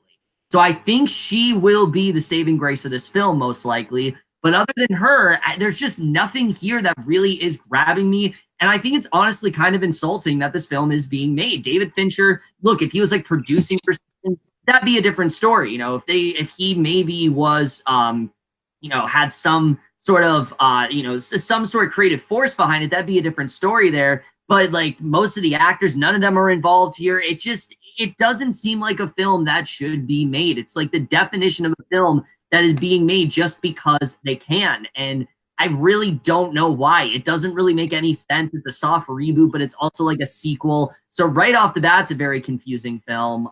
But I'm also hearing that the original trilogy does not line up with this film. So this is something different. Like, I really don't know, honestly. That's what I'm so confused. Like, is it like a continuation of like where the David Fincher film out, or like the original trilogy? I don't know, because I'm pretty sure that the first three, the original trilogy. Correct me if I'm wrong, but it went the girl who dragon's head, the girl who kicked the hornet's nest, and the girl who played with fire. I think the last two flipped, but I'm not sure.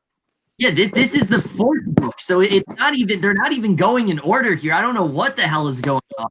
So yeah, just there's so much about this film that I'm really not looking forward to at all. It's not a film I'm necessarily dreading, but it is a film I'm just like being made. Why is it here? Why do we need this film? And the answer is that we simply don't, and I don't know why it's coming out. But if you're looking forward to it, does come out on November 9th, and hey, maybe it'll surprise me, but I don't really see it happening, but we'll see how it turns out. But now we get to yet another Netflix film. Like I said, Netflix is actually doing pretty well for themselves, especially this month. Another one here that Auburn's going to introduce. And that is Outlaw King. I'm done with running and I'm sick of hiding. Power is making decisions. And whatever course you are charting, I choose you. My husband. We need to unite Scotland.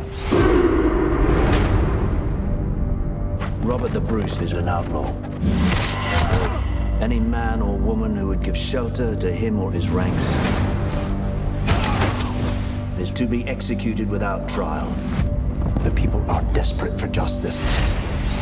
I serve Robert Bruce! Join us to free our So I don't know what this film is exactly about. All I know is that it's from the director of Hell or High Water, and Chris Pine is in it, and it's getting a lot of buzz. Just that alone, I'm interested in it. I don't know what it is about exactly, so that would probably help if I know how I feel going into it. But I have heard this film is very, very good, and Kevin has informed me there's also some nice full frontal nudity in it, so that should be very interesting. So this is definitely something I'll definitely watch. And I'm looking.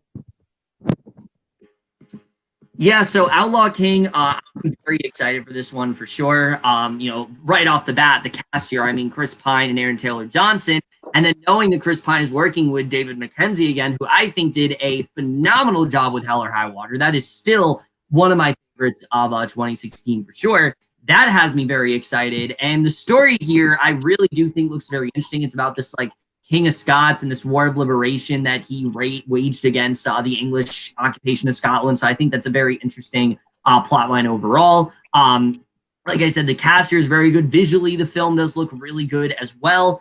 My only concern with the film is that I'm hearing that about like 20 minutes of the film was cut because I guess people said the film was like too long at like film festivals and things like that. So I don't know how exactly it's going to affect this film for better or worse. We don't know exactly how that's going to go. But that does have me a little bit worried, but we'll see how the film does in fact turn out. I do think it does look really good. It's not one of the Netflix movies I'm like hyped out of my mind for, but it is one that I do think looks really good, and I'm hoping that it doesn't disappoint. I very much agree with Kevin. I'm a huge fan of Hell or High Water, and the fact that this is by the same director alone gets me excited. And then you throw in Chris Pine, who I really like, and they've worked so well together in Hell or High Water. I can only imagine how good they can do in here. The trailer I really enjoyed. I think this really just looks really good and could be hopefully a hit for Netflix. Yeah. Oh, yeah. Okay. Kane already won. All right. So Outlaw King, if you are looking forward, it does come out on November 9th on Netflix. Hoping this is another really great film from them. So those are all the films coming out on November 9th. Now we get to November 16th, which is another very promising week. Not really this film, though. A lot of people are excited for this film, and we'll get to my thoughts a little later, but it is the sequel to Fantastic Beasts, The Crimes of Grindelwald. My brothers, my sisters, the clock is ticking faster. My dream, we who live for truth, for love. The moment has come to take our rightful place in the world where we wizards were free. Join me or die. So there's been a lot of trailers for this film. There's been a lot of stuff surrounding it, and I really enjoyed the first Fantastic Beasts a lot. I thought it was a very good introduction. It did a good job of expanding the Harry Potter universe, but also telling its own story, and that's what I really liked about it. And the way that the first film ended, I was excited to see how this one would turn out. But I don't know, something about the marketing and the trailers, it just has not been grabbing me. It doesn't seem like that interesting of a story. And look, maybe it's because they're hiding all the best things for the actual film. I'm hoping that's what's going on here. But like I said, the film just has not really been grabbing me a lot. I still do think there are some really great things about it. I do like the idea that we're going to get more into like Dumbledore's backstory, his relationship with Grindelwald. I think is going to be very interesting overall. I'm still kind of confused with the way they're going to go about that. I've heard different things that they're going to bring up the fact that he's gay and not going to bring it up. I don't entirely know. It's very confusing overall. There's been many articles. They probably will, just knowing how fucking like liberal J.K. Rowling is. Yeah, I'm not entirely sure. We'll have to see the way that goes. But I will say Jude Law is perfect casting. I already can see him as Dumbledore. I think he's going to be great in this film. I'm very iffy about Johnny Depp. I don't know how that's going to go. We'll see how that does turn out. Visually, this film does look really great. But just the story, it just isn't really grabbing me in the way it should. I do think this could be a really good film. But considering all the Harry Potter films that Caden and I have absolutely watched, we definitely watched all the Harry Potter films in preparation for fuck you fucking I am hoping that this film really does end up delivering. It's not like we just watched the first three and then just were like, fuck it. I really do hope this film does in fact deliver. And I'm hoping that it's better than its trailers, which, like I said, just have not really been doing it for me. I'm hoping that this film does surprise me, but I'm just not that excited for it. There are other films coming out that I'm much more excited for. I wouldn't say I'm dreading it. I wouldn't say I'm excited for it either. I'm very much in the middle ground where it's like, it could be a good film. It's a thing. It's coming out. A lot of people are excited for it, and I'm just not. It's a film, and yeah. Andrew. Yeah, I'm not looking forward to this film. The trailers haven't impressed me. I think the first one is fine at best. And I'm gonna be honest. I just don't think the world needs this film. I didn't really think the world needed the first one, and we got it, and it was fine. It was whatever, and I just don't think we need this one either. The trailer, again, just haven't impressed me. I mean, I really like Eddie Redmayne a lot. I think he was actually pretty solid in the first one. But I mean, that's about it. And he looks like he does another solid job. Again, I agree with Kevin. Jude Law looks really good in this one. But I can't get excited for this one. And a lot of it has to do with me not being a really big fan of the first one, and just the trailer's not really all that impressing me. All right. Yeah, so if people don't know, I'm actually a pretty big fan of the first Fantastic Beasts, so I think it's really, really underrated. I think it's a lot of fun. I think it's a pretty interesting story, and I'm into the Harry Potter films and stuff, so it's good to go back to this world again. Which we definitely did for 8 films. Okay, well, we can do it, Kevin. Okay, we will have. Do we really have time, like realistically? We can do it, okay, Kevin. Even though we don't realistically have like any time. I mean, considering I'm seeing this film like a week and a half early, yeah. So, anyway, we got this. Yeah, to not joking around, I am looking forward to this. To be honest, I don't think it looks nearly as good as the first one. But I'm still looking forward to it. I think it can be interesting. I am still a little bit iffy on the casting of Johnny Depp, but you know what? It should all be good. The rest of the cast looks pretty good, though. It just kind of looks like it's going to be another, good installment to the, this trilogy. And I'm not like expecting it to be as good or as impactful as, Harry Potter films were. I'm just kind of expecting like a kind of fun, like backstory to, the Wizarding World and stuff.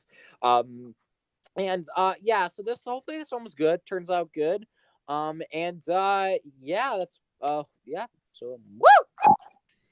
All right, so if you are really looking forward to Fantastic Beasts and Crimes of Grindelwald, which I'm sure there are a lot of people that are, minus a few of us, but it is coming out on November 16th. There is a free screening of it. Not free, but there is a free screening of it on November 14th. So if you guys want to check it out, you can then as well. And now we get to the reason why I'm pissed that I'm introducing this film, because once again, Andrew is introducing one of the best looking films of the entire month. But go ahead. Once again, not my fault. But again, this is a movie I'm very much excited for, and it is Steve McQueen's new film, Widows.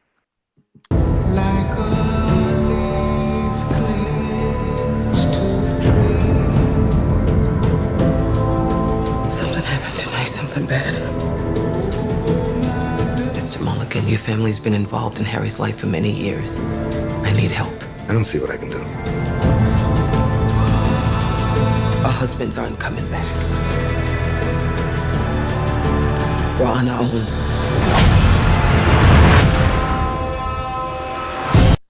Now, Widows is something that I've been very much looking forward to since it's been announced because of Steve McQueen. I really loved 12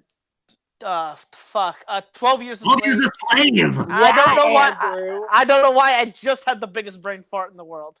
Yeah, Andrew, what the fuck? You know, you had like every Wikipedia article open. Yeah, I'm legitimately have every Wikipedia article, so I don't have a brain fart, and again, managed to have a brain fart. Oh my god. Anyway, I've been looking forward to this since it's been announced because of Steve McQueen, and the cast looks absolutely incredible. I'm a big fan of Viola Davis, Liam Neeson. I loved ever since Get Out last year. I've been a huge fan of David Kaluuya. Daniel! His name is Daniel. Oh, did I say David? Yes. Again, have the fucking Wikipedia. I'm looking at the fucking name right now. What the fuck? My god. Andrew, it's gonna be okay. Okay. Okay. Long story short, I was already really looking for this, and then the trailer came out, and the trailer is absolutely incredible. Definitely one of the best trailers of the entire year. And this looks like it has the potential to be one of the best movies I see in the year. I can't wait for this movie. There's a lot of Oscar buzz going on with this movie, and it looks absolutely incredible. Yes, I am really, really excited about this film. I think it looks great. I think it looks like a very, very interesting direction for Steve McQueen. It's been a very, long hiatus. Like how are you going to follow up? A really good film that obviously won Best Picture, has so much hype behind it. And this looks very different for him. And I think it's going to put like a spin on like bank heist and it's like robberies and those type of like films. In a very interesting and kind of like artistic-ish kind of way, but still kind of having like the essence of like the intensity of like a film like this and stuff. And I just think it looks great. The cast is fantastic, first of all, which I expect in a Steve McQueen film. He has some of the best casts in any films, like any director's filmography, especially for this. I've been hearing from a lot of people it's one of the best or the best of the year. Got a lot of hype, films like TIFF. Yes, this is definitely something I will be seeing opening weekend. I'm very, very excited about this. And yeah, so woo! All right, so while I wasn't as hyped for something like Fantastic Beasts, this, on the other hand, I am hyped out of my mind for. I mean, there are certain trailers that play, and it's like, all right, why does this keep playing? Why do I keep getting this trailer? This is one where every time it comes on, I am all in. I think this trailer, just in general, it's so intense, and it perfectly gets you into the mood of what's really going on here. The story right off the bat looks so interesting. These 4 widows, they had... men who were involved in some really shady stuff. And, basically they are trying to essentially pick up where they left off. And I think that's definitely a very interesting plot, seeing how they deal with it and things like that. The cast here, like, both of you said, is in fact stacked.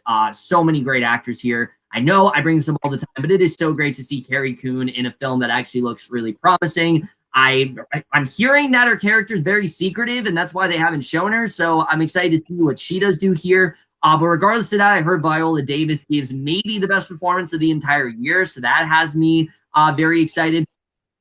Gillian Flynn continue to kill it in everything that she touches. I mean, Gone Girl, Sharp Objects, Gone Girl, Sharp Objects, and now Widows. I mean, she is really proving to be one of the best writers out there, and I can't wait to see what she's able to do with this film. One thing that's interesting is that I'm hearing that a lot of this film, they're hiding some of the humor. There's apparently a lot of comedy going on here as well. So I'm interested in seeing how that's really going to turn out. But between the cast and between the trailers and the story, I mean, everything about this just screams one of the best films of the year. This is one of those films that I just can't wait until November 16th hits.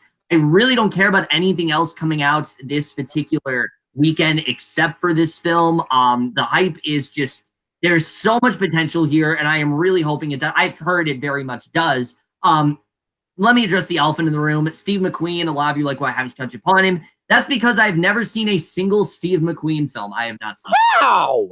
I've seen 12 Years a Slave. I own 12 Years a Slave. Somehow, I just never got around to seeing any of his work. I know he is one of the best out there. I'm definitely going to watch 12 Years a Slave before this. Some could watch a shame. Some could say Kevin owns it, but has never fucking seen it. Oh yes, that is what I was getting to, Andrew. I actually need to see Hunger. I'm gonna get the Criterion for that next month probably. But I actually think that Shame is a better film than 12 Years a Slave. But that's just me though. I mean, I remember I did 12 Years a Slave like a very, very long time ago, like before it even won Best Picture. So yeah. Okay, so yeah, I will definitely be reviewing 12. I might get around to Shame, we'll see, but I will absolutely be getting around to 12 Years a Slave before this does come out to rectify that. But me not seeing a C. McQueen film notwithstanding, this film still has me incredibly hyped. There's so much buzz surrounding it, and I am really hoping that it lives up to it. I'm hearing it does, but I'm really hoping that this turns out to be what I think it's going to be, which, like I said, looks like one of the best films of the entire year, and I am hoping that it is such. So definitely so hyped for this one. But if you are excited for Widows, it does come out on November 16th. Like I said, we can all collectively agree that we're very much excited for this one. Now we get to another film that Auburn here is going to introduce, also on November 16th. And that is this one I'm very excited for, The Ballad of Buster Scruggs. No, it's Instant Family. Oh, shit. Sorry, I went down the list. Fuck, I'm so stupid. Okay. And that is Instant Family. There's so many kids in foster care, and they're having an orientation. Ellie, people who take in foster kids are really special. The kind of people who volunteer when it's not even a holiday. We don't even volunteer on a holiday. Over 500,000 children are currently in foster care. The county puts these on because they can match a lot of kids and parents quickly. Look at the big kids. Everybody's avoiding them. I'm gonna go and say hi. But they're teenagers, okay? They use drugs and they watch people playing video games on YouTube. We're not equipped for any of that. Hi! Just FYI, we can all hear you. It's okay. Go mingle with the kitties and don't give it another thought. Bye-bye. She was cool. So I have heard a little bit about this film. I haven't seen like any like promotional like marketing for it at all, though. I've seen like the poster and stuff. Is Mark Wahlberg in this? I think, is he? Yeah, he is. Yeah. So isn't this like a drama or something? Like I don't. Like a dramedy. Okay, yeah, I don't know basically anything about this. I maybe I'll see it. I don't know. I don't know what I'm gonna say. So yeah. All right, so prior to Instant Family, I really didn't think this was going to be very good at all. Sean Anders, and especially the fact that there wasn't a trailer release yet, I didn't really think this was going to be that great. When the trailer came out, though, I was like, wow, this actually does look pretty good. I like a lot of the things going on in this trailer. Mark Wahlberg and Rose Byrne look like they're going to work very well together. I like how they're both kind of competing for the affections of these children. I think that's a really fun idea overall, and the comedy here actually does look pretty good. There were quite a few times where I did laugh in this trailer, but also looks like it has a pretty good story about them adopting these kids and the hardships that they've gone through and things like that. I'm happy to see Isabel Monet, or however you pronounce her name, continue to do some really good work. Octavia Spencer obviously looks really good here. Margaret Martindale, very good casting overall. I was a pretty big fan of Sean Anders' previous work, Daddy's Home 2. I know a lot of people did not like that movie, but I am in a huge minority for that one, where I actually really enjoyed that a lot. I thought it was a really solid, just really nice, lighthearted family comedy. I'm hoping that Instant Family can be exactly that. It's not a film that has a ton of hype behind it. I will say, the poster is pretty terrible. The poster to me, it looks like the definition of like a Fox comedy, but the trailers actually do look pretty good. So while I normally go out of my way to try to trash on this poster, I'm not gonna do that because this actually does look pretty good to me. So I'm actually looking forward to this one. I very much disagree with you there, Kevin. I'm not really looking forward to this one. The trailers just haven't impressed me. I haven't seen Daddy's Home or Daddy's Home 2, but I am a big fan of Mark Wahlberg. He is one of my favorite actors, and I really like Rose Byrne, but just it simply comes down to the trailers haven't impressed me. I just don't find them to be that funny, and that it just doesn't look that good to me, and it's just as simple as that. It's understandable, but if you are looking forward to Instant Family, it does come out on November 16th. And now we get to another film that I am introducing on November 16th, and that is At Eternity's Gates. I think of myself as an exile. You're Vincent? Yes, sales brother. I'm Paul Gauguin. We have to start a revolution, do you understand? We have to create a new vision, a new way of painting. I spent all my life alone in a room. I'd like to find a new light for paintings that we haven't yet seen. All right, so At Eternity's Gate is a film that kind of came out of nowhere for me. I didn't really hear anything about this film until this trailer dropped and this poster dropped. And look, there's a lot of things I do like about this trailer a lot, and there's a lot of things I think are going to be really great here. I will say, visual-wise, this film looks like a visual masterpiece. I mean, just the visuals here, they look so stunning. It looks like it's really going to bring you into the mind of Vincent van Gogh. His paintings and things like that, the way they're bringing that to life on screen, I think look really great. The performances also look really good. It really just comes down to that story, which while I do think the story does sound interesting, the trailer just didn't grab me as much as I wanted it to. I think William Dafoe is going to be really great here. Mads Mikkelsen, Rupert Friend, really great cast here overall. I just don't know how the movie's going to turn out. I've heard good things about it, but the trailer didn't really grab me all that much. I do like the concept where, he's someone who he's going through a lot of stuff in his life, and it's kind of affecting his painting and things like that. And I'm interested in seeing how that is going to turn out. I do think Vincent van Gogh is definitely a very fascinating individual. It's just this film in particular, the trailer at least did not really grab me in the way that I wanted it to. It could definitely end up being really good, though. I think, no doubt William Dafoe is going to give a great performance here. But, like I said, visual-wise, excited for it, but not one of the ones I'm in my mind for, and I'm hoping that it does surprise me, but the trailer just didn't do as much as I wanted it to. All right. Now this movie, it's funny because I have actually known about this movie. Actually, yeah, you go next. Go ahead. What? Sorry, I got confused. Go ahead. Okay, so I've actually known about this movie for quite a while, but I never really remembered the name of it. So, like, I would like read about it, and I go, "What's that Eternity's Gate?" And then I would click on it, and I go, "Oh, it's the Willem Dafoe movie where he plays Vincent Van Gogh." And so, like, I was definitely very interested based off of that because I really like Willem Dafoe, and I've always wanted to see a movie about Vincent Van Gogh because he's definitely an interesting person to say the least, and I've just always wanted to learn more about him and wanted a movie about him because of that. And then I saw the trailer today, the first time I saw the trailer, and I actually very liked the trailer.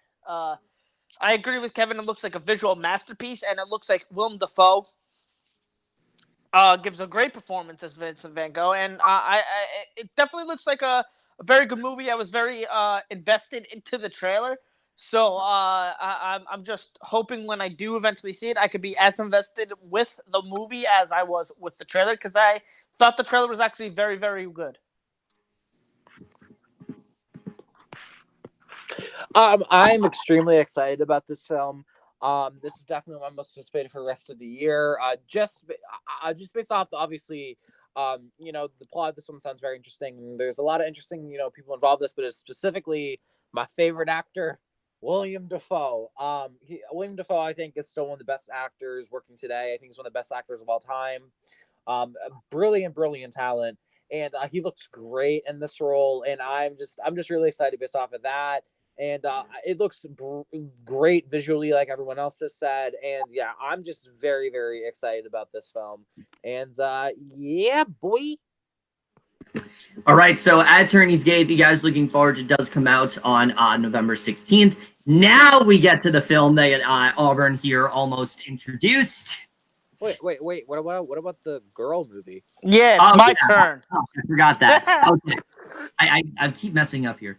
Okay, so now we get to another film that is a foreign film that Andrew here is going to introduce. Yes. So as spoiled by before, this movie is called Girl. Sorry, princess.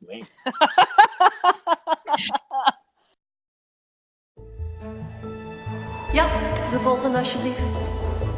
Bonne chance. 3, 4, 5, 6, 7... De klassieke techniek moet natuurlijk verder geperfectioneerd worden, maar voldoet. Dus ik denk dat het goed is dat we een 8-tal weken proberen. C'est une nouvelle vie. C'est un grand moment pour la famille, pour nous trois. Meisjes, we hebben hier al ook 12 jaar op ons plaats. Je zult moeten harder werken, anders is het een hopeloze situatie. Je ziet er goed uit, gestraald. Heb je nog zitten aftellen naar je hormonenbehandeling? Ja. But anyway, this movie I actually knew nothing about, and I still don't know that much about it. I seen the trailer, and I read a little bit about it, and a little bit about like the reactions to it. And from the reactions, from the reactions, people are saying it's like a fantastic movie. I don't know if I'm gonna see this because I have a hard time watching foreign films because I just have a hard time focusing on the movies when I'm reading the subtitles and whatnot and trying to like keep up. So I do watch foreign films, but not as often as I normally should. So I don't know if I'm going to be seeing this, and that's a shame because this actually looks like just a really, really good film. And from what people are saying and what I've read, it is a fantastic film. So hopefully one day I'll see it, but I just don't know if I will see it, at least not yet. My turn? Yeah. Yes. I have never heard of this film, so I have nothing to say, but it is a foreign film apparently, so that makes me interested. So yeah, boy. All right, so this is one of the. This happens every single November. It seems like there is a foreign film that comes out that we talk about. And the trailer isn't very good, and then it ends up really surprising me. It happened in 2016 with Elle. I didn't think it looked. None of us thought it looked all that great, and then I watched the movie and it ended up being one of my favorites of the year. It happened last year with Thelma. I watched it and I thought it was a very well done, weird and different film, and I really loved it a lot. And then we have this trailer, and again, the concept here is very interesting. You have this girl that is in a boy's body and feels like a boy, and I do think this is a very interesting concept for sure. But once again, this trailer just did not do it for me. I thought it was very kind of boring. It just wasn't very interesting. It wasn't very well put together. And again, I understand it can be hard to market a foreign film for American audiences. That is for sure, which is why I don't watch a lot of foreign trailers, because most of the time they don't market the film very well. Another film that we're going to talk about a little bit later is kind of falls in that same category. And again, this film could end up being really great, and I have a feeling it will be. And I'm hearing really great reviews about it. It is one that I do want to check out, but from a trailer perspective, it doesn't look all that well put together.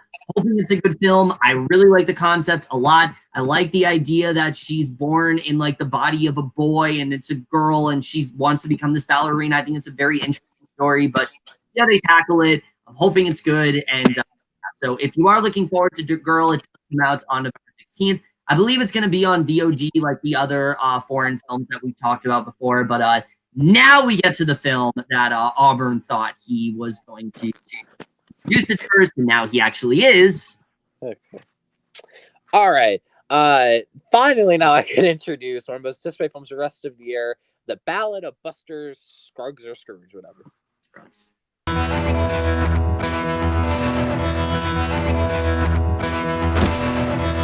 I'm Buster Scruggs. Your shooting iron work. Appears to do, yes.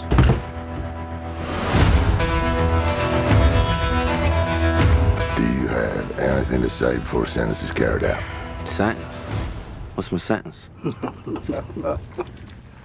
So, if you don't know what this film is, this is the new anthology film from the Coen brothers that will be going to Netflix, and I'm very, very excited with this. I think it looks great. I think it sounds great, especially that nice eagle noise. Oh man, it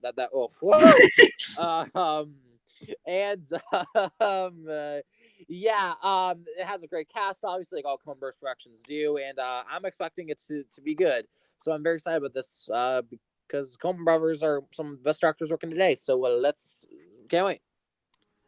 All right, so this is one of those films where I remember it was originally going to be a TV series, and I was really excited for it. And then they said it was going to be a movie, and not only was it going to be a movie, but it was going to come to Netflix. And this was one of those first films where I'm like, holy shit, Netflix is actually making really good choices for once, because this is absolutely one of the kind of films they should be distributing. I mean, this has Oscars written all over it pretty much. I mean, you have the Coen brothers, one of the best duos working in Hollywood today, who have made some of the greatest films of all time. You have a really stacked cast here with Brendan Gleeson, Tim Blake Nelson, James Franco's in there, Zoe Kazan, really phenomenal cast overall. As far as the trailer, I can't say anything because aside from that beautiful eagle noise, I haven't seen anything of this film. I purposely skipped the trailer because I want to go into it pretty much blind. I know it's an anthology film, and that's kind of all I need to know. I'm already sold. I don't really need to see any footage from this film solely because of that. I'm sure it looks really, really damn good because it's the Coen brothers, but I don't want to see the trailer just because, like I said, it already has me sold, and I don't really feel like I have a reason to. So I'm hoping this is a really great film. I'm hoping that this is, continues to actually show me that Netflix might actually be listening to me, which I know it's shocking, but they might actually be listening to me for once, and I hope that is the case. This is actually one of their films, as many that we've talked about already in this video, that is actually going to come to theaters, which I do think is really great and qualify for Oscar consideration. So that definitely tells me they have a lot of confidence in it. I'm hoping that's the case, and I'm very hyped for this, and I'm really hoping it doesn't let me down. For sure, one of the most anticipated of the month. Yeah, I agree. I'm very hyped for this film. I'm a huge fan of the Coen brothers. and I'm surprised I didn't know about this film sooner, considering how big of a fan I am of the Coen brothers. I love a lot of their films, and I'm very excited for this film. We got a stacked cast, as Kevin mentioned, and I'm just finally happy that Netflix is giving us good content. In a year where we got Game Over Man and The Kissing Booth, we're getting The Kissing Booth, the best movie ever. Let me tell you. But anyway, this movie looks good. Hopefully, this washes the taste or the bad taste out of my mouth of some of the other bad Netflix movies, and we get a great Netflix movie. All right, so The Ballad of Buster Scruggs, looking forward, does come out on November 16th on Netflix, and once again, I'm hoping that it is a really great film from them. Now we get to another film that's coming out on Netflix. It's not distributed by Netflix, but it will be going directly to Netflix, and it's out on November 20th. We've talked about all of them before, so we might as well talk about another Pup Star film, 2 coming out in 1 year, and that, of course, is the highly anticipated Puppy Star Christmas. The family is bigger. I'm so excited. The story is wilder. This is outrageous. And a whole new generation of pop stars will rise. Finally, a venue big enough to showcase my talents. And your ever-expanding head. But when old rivals break out some new tricks. We are gonna run the North Pole. You want to take over Christmas? All right, I'm in. I am the new Santa Claus. You're not Santa. Think of yourself as the Ronald McDonald of the North Pole. Right, so you guys know we have talked about every single one of the Pup Star movies on this channel, even though I've reviewed 0 of them because there's nothing to review. It's fucking dogs singing, and this guy is after them. There's the movie. They're actually really complex films, Kevin. Oh, yes, for sure. The first one is terrible. It's very boring. The second one is one of the biggest guilty pleasures ever. I had such a great time with that film, and I was very much let down by the third one, which I haven't told you guys till now. I really hated a lot. I thought the third one really wore out its welcome. It was virtually plotless. It really did not have much of anything going on. It was very annoying. And with this one, I will say, objectively, this looks like the worst of the bunch, for sure. I mean, the budget, just holy shit. The look of the reindeer, the backgrounds. I mean, everything looks so bad here. But from what I'm seeing, I think this could maybe elevate the film back into guilty pleasure territory. If this can be a guilty pleasure Christmas film, that's really all I want it to be. I don't want to take these films seriously, but these films to the point where I'm basically forced to. So I'm hoping that this is more like Pup Star 2, where there's so much ridiculous shit going on that I can't help but laugh at it. And then I'll actually end up enjoying it. Again, probably won't end up reviewing it. It's going to be a film that I'm sure all of us are very excited to watch on Rabbit, along with another film. I'm hoping it's great. I'm hoping it's one of the greatest films ever. And yeah, so hoping that this, again, plunges this series back into full guilty pleasure territory. And that's really all I got to say about it. Okay.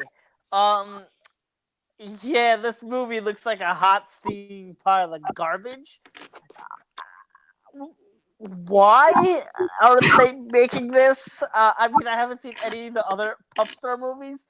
Oh, you're missing out. They're not like only one of them. I bet I am. But, you know, this looks like an absolute fucking abomination of a fucking film.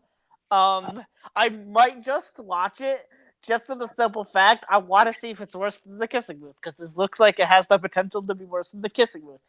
Yes, even though it's not technically a Netflix film.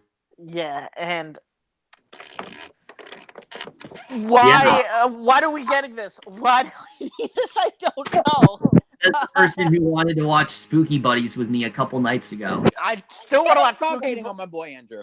Yeah, watch. Listen, Spooky Buddies looks like a fucking fantastic it's movie. the exact kind of movie, though. But no, hear me out. Hear me out, Kevin. This is why they're different. Spooky Buddies is supposed to be spooky. Yeah, Kevin. Yeah, what the fuck? Even though this is exactly the same thing, it's just a Christmas movie, which they're movie of. Coming from the person that hates the cinematic achievements known as the live-action Scooby-Doo movies, that doesn't mean Because they're terrible. Damn right. But anyway, let's see what Mr. Fish here has to say. Puppy Star Christmas, or the fuck this movie's called. I'm eating sesame seeds right now. No, I'm eating sunflower seeds. And dark chocolate. Pretty combination. This looks fucking awful. I saw like the first like half hour of the first one. The first scene in the first one is literally like the funniest scene I've ever seen, like unintentionally. I literally couldn't breathe. It's very hard to make me laugh that much. I haven't seen the second one, but Kevin did make me watch Pup Star World Tour, which is one of my least favorite films of the year. That film is awful. And this one looks even goddamn worse. It looks like more idiotic puppy nonsense, and fucking Santa Claus is in it, so that's fucking great. Yeah, can't wait to fucking watch this on Rabbit. Yeah.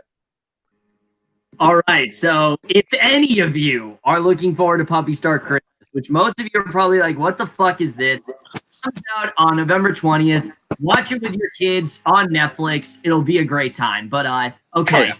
Now we get to the Thanksgiving releases, which this is probably one of the most drastic Thanksgivings I've seen, because while last year we only had like 2 films coming out, there's like 6 films coming out on Thanksgiving this year. And the first one here, Andrew's going to introduce.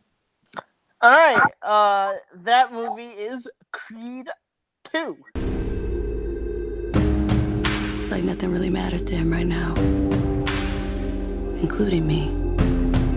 You gotta think real hard about this. You got people that need you now. I'm taking the fight. Victor Drago, son of Ivan Drago, who infamously killed Apollo Creed, appeared today to issue a challenge to Adonis Creed.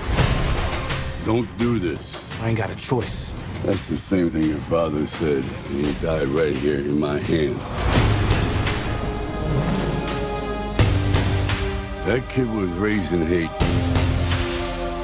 It's dangerous. He broke things in me that ain't never been fixed. It ain't worth it. Creed 2, okay, so I love Creed. The first one is one of my favorite films of 2015. And I always, like, for the majority of, since the first trailer came out, I was always saying, I feel like I should be more excited for this movie. And then the second trailer came out, and I instantly became really excited because I absolutely love the second trailer to this film. The first trailer isn't the best. It's fine. But the second trailer came out, and I go, all right, I'm instantly hyped. I wish we got this trailer from the beginning because I was very wary of this film up until now. I'm very much looking forward to this. I'm very curious to see what they do. I hear a lot of things that Rocky might be a ghost. I don't know how well that would. What? I haven't heard that at all. A lot of people are saying. A lot of people are saying that they think Rocky could be a ghost in this one. I don't know about that. Exactly. I don't know. Is Andrew dead? I'm here. I'm alive. I couldn't hear you. Yeah, you got cut out for a second. Oh, okay. But regardless of whether Rocky is a ghost or not, I'm going to see this movie. Hell yeah! I really hope Rocky is a ghost because I want to see spooky Rocky. You want to see spooky Rocky? No, this movie looks actually really, really good, and I can't wait for it. Yeah, I think this looks fantastic. Actually, I wasn't too crazy about Creed. I didn't really like it, to be honest, but I think it's a good thing to keep in mind that I was not in a good mood the night I saw it. I saw it in a sold-out crowd Thursday, or no, it was Tuesday night because it was Thanksgiving weekend, and at the time, someone from my family was going for some things and stuff, so like, and they ended up like passing away and stuff, so it was like it was not the best time and crap, so like I wasn't really in the right mindset, but I feel like if I rewatched it, I'd really like it. Because I think it's a very mature. Obviously, a lot of the Rocky movies are mature, but it was very, very mature. And this one looks like it's going to continue the story of Apollo Creed's son, training with Rocky, and just like that legacy, and trying to live up to his father, and taking on a fighter that obviously the son of the fighter that killed Apollo. So that's a very big deal. That motivation in him. Well, he's not really going to get into like that psychological battle that's going on, and I think that obviously Ryan Coogler isn't directing this one, but I still think it does look really, really damn good, and I'm very, very interested in seeing this. So yeah. Yeah, so I was very kind of conflicted with this film at first. I absolutely love the first Creed. I think it is definitely one of the best of 2015. It was just such a great way of bringing the Rocky franchise back, but also focusing on Adonis and what he was really going through. His sort of plight that he was going through in the film, I think was very well explored, and especially factoring Rocky into it, I thought was one of the strongest parts of the film. However, if you've seen that film, it very much feels like the closing film for Rocky. It feels like his swan song. So seeing him show up here was very weird at first. So I was like, okay, why is Sylvester Stallone back? I didn't really think that, maybe him being a ghost would make a little bit more sense. I'm hoping that's not the direction they go, because I don't really think that really would make a lot of sense in terms of what's going on in this at all, especially what we've seen. But the second trailer definitely did rope me back into it. I think this does look really cool. I'm very excited to get into this story, him facing off against Drago's son. And the thing that really really turned me around this movie the most is that great scene in the trailer between him and his mom, where she's talking about how like this isn't even for your father anymore. You're just doing this because you want to. We're also going to see Rocky's grown-up son in here, played by Milo Ventimiglia. So I think that's a really interesting idea, the way they're going to. I know we've seen him, of course, in Rocky Balboa. I haven't seen Rocky Balboa, but really good. And he's going to be in this one as well, which I think is really great. And also Tessa Thompson. I'm thinking they're going to do now that she's a bigger name. I'm assuming she's going to play maybe a bigger role in this one. So I'm interested in seeing what they do with her. There's definitely a lot of anticipation for this film. It's not of the month, but it is one that I definitely am very excited for. The director here, I'm not really all that familiar with. I definitely wish Stallone was still directing, but unfortunately he's not. And we'll see what this director does end up doing. Either way, very excited for Creed 2. Hope it's a really good sequel, and definitely one that I am very much looking forward to. So looking forward to Creed 2 does come out on November 21st. And while I am excited for Creed 2, I'm excited for the next film a lot more. And Auburn here is going to introduce it. And that is Ralph Breaks the Internet. If I'm not a racer, what am I? Oh, you're my best friend. All we gotta do is find the part to fix your game. Everything goes back to the way it was. But where are we gonna find that? The internet! What? Ralph, isn't this great? No, it is not! Get my geek on. Wow. Get my geek on. Get rid of belly fat using this one weird trick. Sassy housewives want to meet you. They do. Want to get rich playing video games? Slaughter Race. It's wicked dangerous. Oh, yep, I'm out of that code. It was a one, but it was an O. Oh, nice kitty. Nice kitty.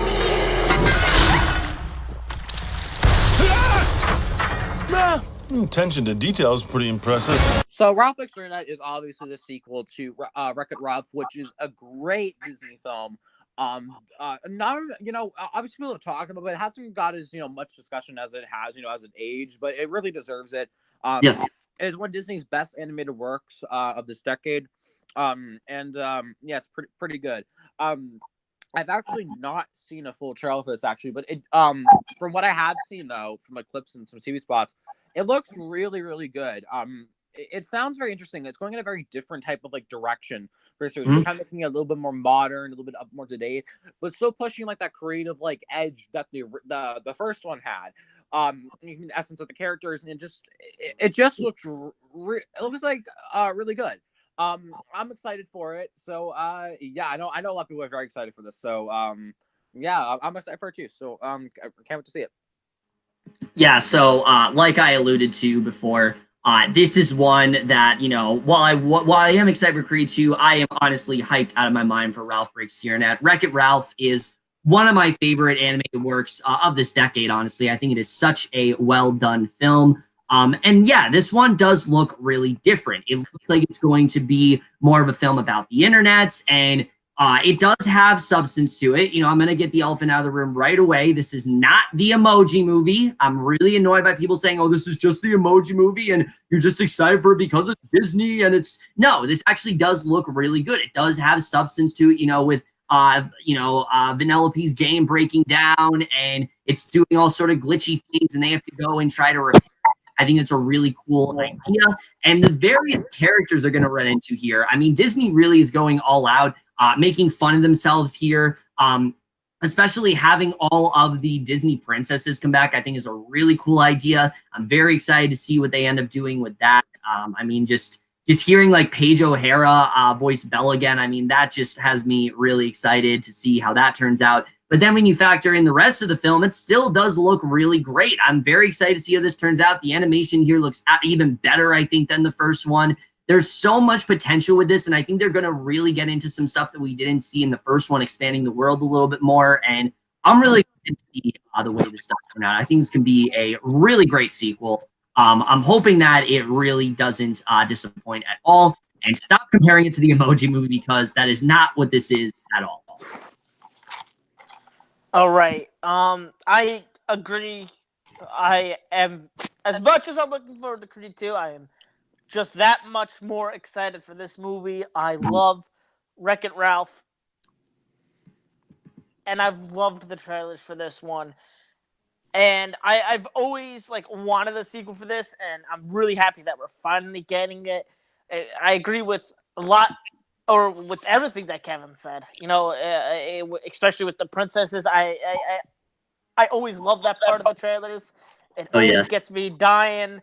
And it's really cool that a lot of, the only original voice actresses that aren't coming back are the ones that are dead. And I just think that, it's actually only Snow White. That's the only one that's getting a new voice actor. Yeah, and I just think that's cool that they got to have most of the original voice actresses back. I think that's phenomenal that they're coming back and that they got them to come back. And I feel like this is just going to be a fun animated movie. Yeah, so Ralph Breaks the Internet, if you are excited for it, does come out on November 21st. So we got two really promising things on that day. And then there's this film that's coming out that I think so many people are so hyped for. And once again, I have to introduce this amazing film. And that, of course, is the highly anticipated modern day version of Robin Hood. Shoot me.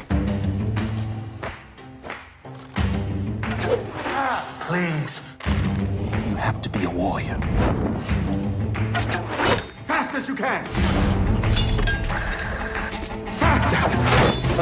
What are you doing to my coat? Okay. When do I actually get to, steal?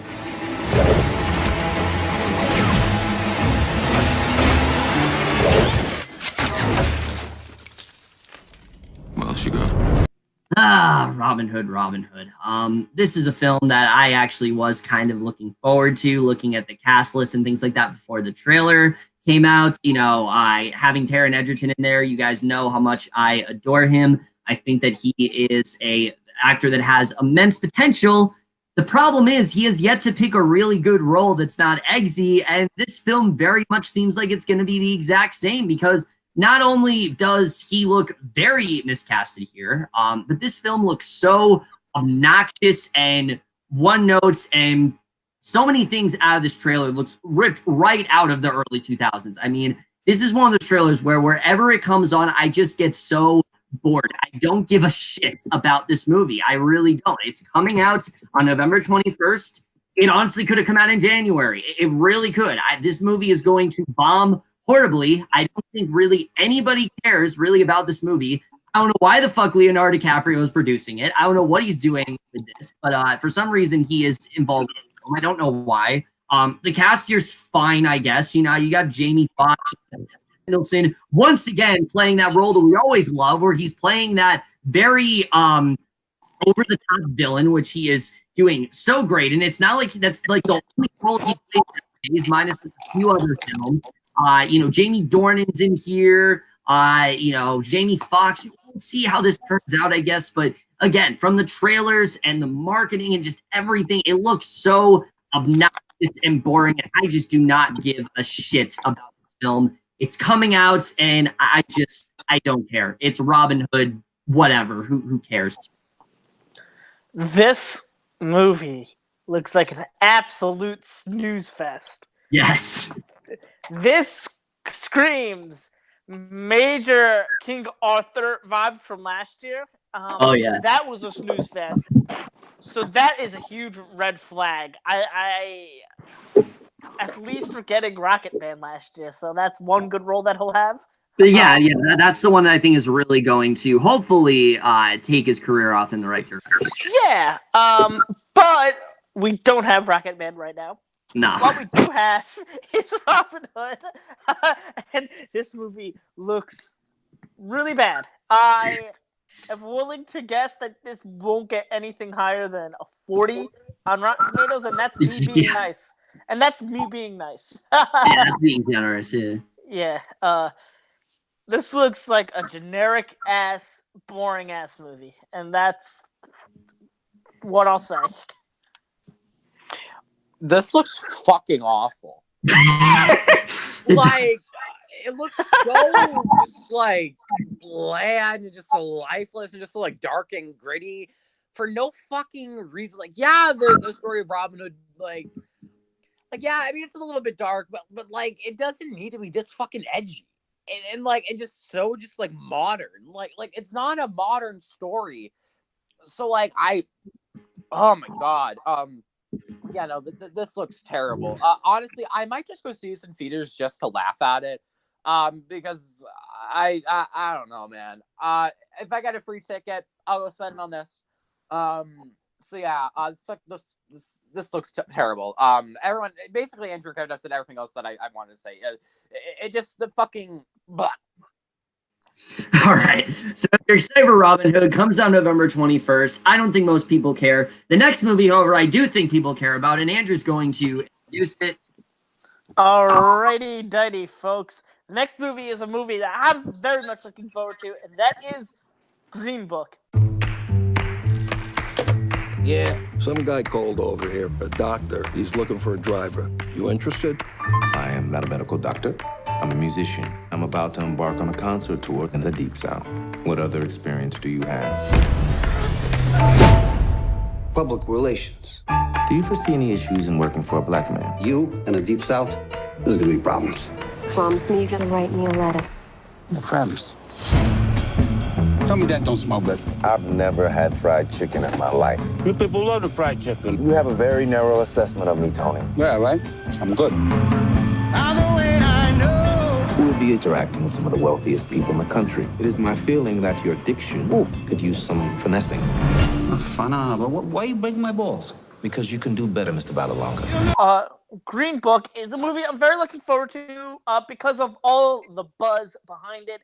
It is getting a lot of buzz out of all the film festivals. It's getting a lot of Oscar buzz.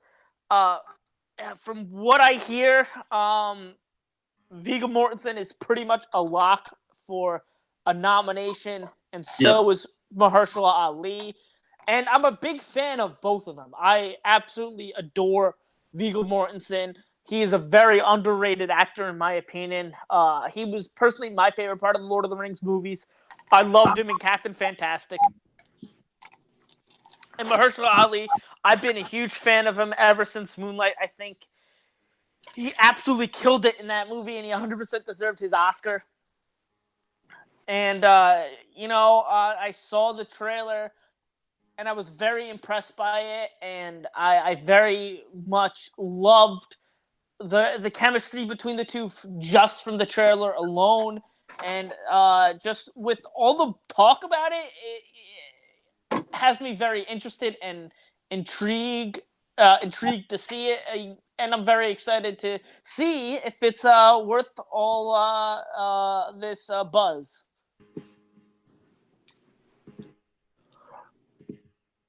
Wait, what are we? Oh, Green Book. Green Book. Sorry, I was throwing away some. Oh my god. I think this. Blah! Okay, I'm sorry. Speak! I'm dying. I mean, this looks pretty good. I'm not as excited for it as other ours are, but I think it looks really good. I think Mahershala Ali looks great here. And who's playing the other main character? Viggo Mortensen. Yeah, he looks great too. It looks like they have some great chemistry. It looks like it's going to touch on a lot of like social issues that are so relevant to this day. And I'm just very excited. I think it looks a very well produced film, and it doesn't really look it's very like Oscar baity either. It looks like it's handling its like subject matter with a sense of like very like honesty. And the people behind this, support that. I actually have a screening for this. I think I get to see it like a week early, so that's cool. Yeah, so I'm looking forward to this. I think it looks pretty good. So yeah.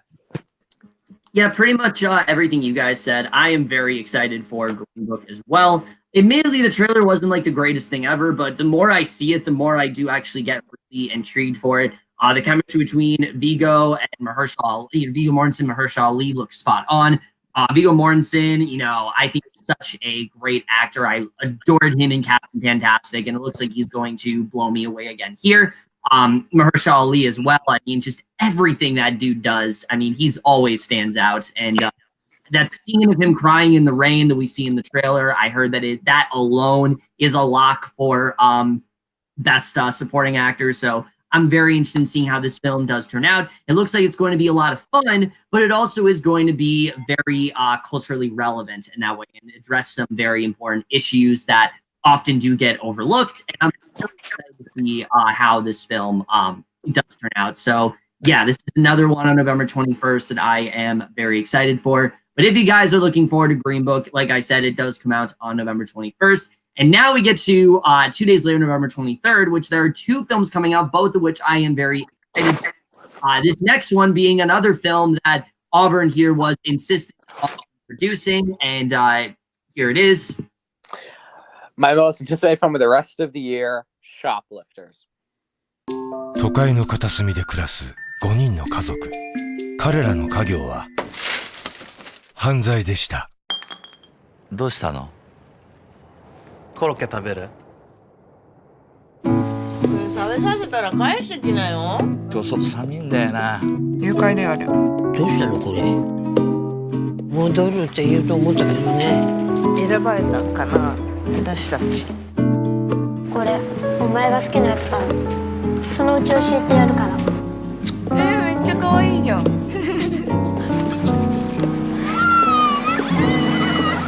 ユリが映ってる。ああ、まずいな。これまずいよな。So, this is, like I said, my most anticipated film for the rest of the year. I actually just missed a screening of it near me, so that's a little upsetting. But hopefully I do get a chance to see this by the end of the year because it looks fantastic. And it has so much hype behind it, and it looks like it's very justified. If people don't know, this was the winner from the Palme d'Or this year at Cannes, which, in my opinion, don't get upset at me, I think is the most prestigious award in Hollywood, like the film industry. I think it is more important than Best Picture at the Academy because their selections are way fucking better. That's just my opinion though. And this film sounds so interesting. So basically, people don't know what it's about. Basically, it's a foreign film, so let me explain what it's about because probably not a lot of people have heard about this film. How people have, but not like the mainstream thing. No offense, but I'm just saying. So basically, what this film is about is that this family living in Japan. And they're an extremely poor family, and they can't really afford many of like the essential resources they need to like live. It's like a big family, and they need to, obviously, you need a lot of, you need a lot to live. So they shoplift, basically like they steal to, get around. And then one day they find a stranded, I believe it's a girl on the street, and they decide to take her in and start taking care of her. And, you know, they're very like worried about taking her into this lifestyle. And it's like a very complex drama, I've heard. And I heard it's fantastic and it looks fantastic. The marketing for this looks so fucking good. The posters for this movie are the best posters of the year. I don't care what anyone says, like the artwork, like the illustrated ones in the main poster with them on like that, like the beach or whatever. It looked, oh my God, very powerful stuff. I am just so excited for this film. I heard it's fantastic. Like I said, it looks great. I'm just extremely interested in it as well. Like, I'm not just looking forward to it because of the hype. Like, I think it sounds really interesting. It looks like it's gonna be like a study of like many different kind of like things, but like what kind of like could shape a family, like their integrity, and you know that being like challenged or whatever, and you know just trying to like figure life out and just remove it for like challenges. It just looks like it's gonna be like a very interesting film, and I am extremely excited for it. I am more excited for this than The Other Side of the Wind. But just by a very tiny bit though. So can't wait to finally see this film. All right, so Shoplifters overall, this is one that I didn't even know existed until Auburn here told me about it, and ever since then I've been very intrigued. And I watched the trailer, and I think this definitely looks really great. I think I can see why people are, you know, praising it so much. I mean, just the plot in general sounds really heartbreaking, where they're basically forced to shoplift. And there's that great scene in the trailer where the father is being lectured about why do you let your kids shoplift, and you realize what they're doing. I mean, it looks really powerful in that sense.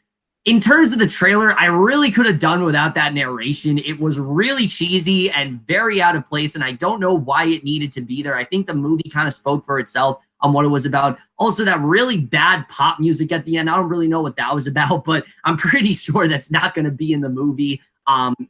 On its own, though, I think this definitely looks really great. It's one of those foreign films that I actually am very much looking forward to. It's probably not going to come to my theater because it's very rare that foreign films do come to my theater, but hopefully it does get on VOD or something like that, because there's definitely one I do want to see before the year end. I think this has tons of potential behind it. I haven't watched a lot of Japanese films. If it's anything like the film I watched last night, then it should definitely be interesting. But hopefully this is a really great film. It definitely looks like it could be, and I'm hoping that, like I said, it really is worth all the praises.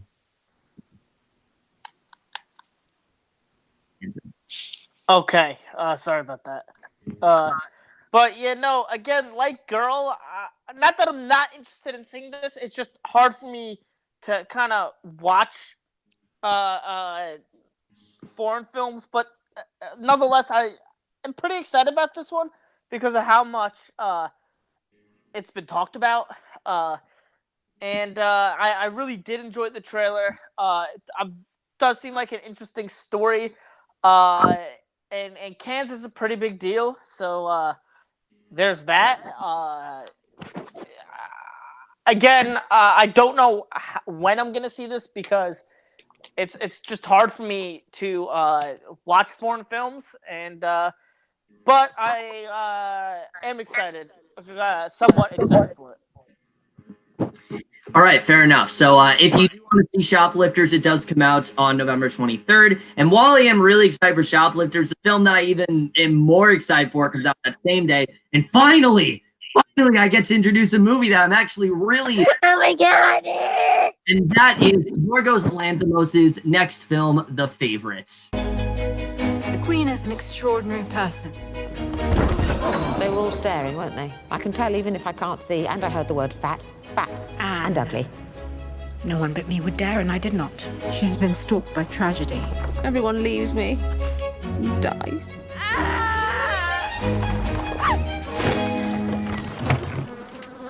I apologize for my appearance. I hoped I might be employed here by you.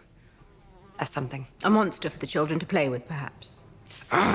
You guys know me. Yorgos Lanthimos is probably one of my favorite directors working today. I think he is so quirky and weird and out there, and that's why I love him. I love that he just goes for it. Yes, his films are very strange, and yes, there's a lot of very stilted dialogue, but that's why they work for me, because they're very different, and especially The Lobster and between those two films, I just think he really is shaping himself up to be one of the most different and talented directors out there. And what I love about The Favorite is that while it is going to still have that quirky humor, he's stripping away a lot of his style. It doesn't have the stilted dialogue. It is not a thriller. It's very much a comedy, and it looks really funny. I mean, I will say right off the bat, the humor here is really great. The three women, Olivia Colman, Emma Stone, and Rachel Weisz, look like they have such great chemistry. Emma Stone in particular, I heard, is electric in this film. I can't wait to see what she does here.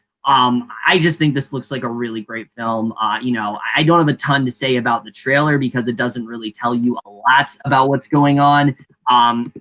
But once again, I adore Yorgos Lanthimos. I think he's one of those directors that just isn't getting enough attention, and this is going to be the film that finally people start to recognize his craft. And I'm hoping that's the case because he's one of the most, he's one of the most different auteur sort of directors out there. And I'm hoping that this film gets that recognition that it really does deserve. I do think this looks really great overall. Definitely one of the most anticipated, not just of the month, but the rest of the year in general. Okie dokie. I am actually kind of really looking forward to this film because of the buzz that it is getting. I'm gonna be honest though, I'm not the biggest fan of this director. I didn't like The Lobster that much, and I wasn't a fan of The Killing of a Sacred Deer. But that's not going to stop me from being excited for this film because this does look like a different film from his other ones. I did very much enjoy the trailer. Emma Stone looks like she kills it in this, and I honestly, I've seen the trailer a couple times now, and I didn't know, I didn't realize that the same director who did this did The Lobster and The Sacred Deer. So, Yeah. That's the idea. He's trying to make it like a very different type of film. Yeah, and despite me not being a fan of those films, this does seem like a different film. So, I'm excited for it. His other two films just weren't for me, and hopefully this one will be. I think this film looks fucking amazing. I have not seen The Lobster Killing a Sacred Deer, but I need to after seeing the trailer for this. Seriously, the way this film is shot and just the cast, Emma Stone and all these other people, it just looks so well produced and just so it has a very subtle undertone of intensity to it, and it just looks very fascinating films to watch when you eventually see it, and it just looks like it's still gonna have bizarre feel that his other films. What's his name again? I don't know how to pronounce it. Yorgos Lanthimos. Yeah, his other films have had it. It just looks like something that is gonna really capture my attention because of how unique it is. I am very, very, very excited with this. I think it looks like one of the best films of the year. I cannot wait to see this. Yeah, so The Favorite, if you are excited for it, does come out on November 23rd. It's not going to go wide until Christmas Day, which is most likely when I'm going to get around to seeing it. But it is definitely one that is, for me, one of the must-sees of the rest of the year for sure. Going to the speaking of must-sees, we get to the next film here, which is just another film that I am just absolutely hyped out of my mind for, that Andrew here is going to introduce. Correct me if I'm wrong, Kevin, but this is a Netflix film, I believe? Yes, it is. Okay, This one is a Netflix film. And that is what is sure to be the next great holiday classic, The Christmas Chronicles. I have to work. It's Christmas Eve. You're gonna stay home with your sister. We should make a video. Maybe we could get a shot of Santa Claus. You really have no clue, do you? Nobody's ever seen Santa Claus. Tell me you're getting this. Do you realize how big of a deal this is? We need to get a closer look. Are you crazy? Duck! Did he see us? I don't think so. Up, Cupid! Up, Comet! Hold on to something! Santa Claus? Live and in person. One night only. Can you go ho ho ho? I don't go ho ho ho. That's a myth. Now, The Christmas Chronicles stars my boy. I almost said Carrie, but it's not Carrie. It's Kurt Russell. Yeah. Not as good as Gary Russell, but he's still quite good. He's still quite good. Looks like the sexiest fucking Santa Claus you will ever see.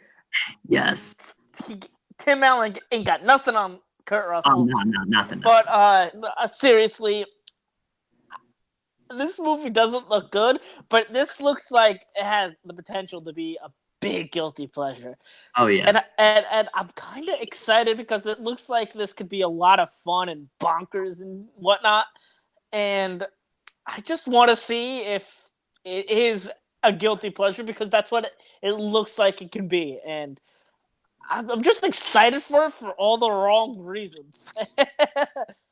All right.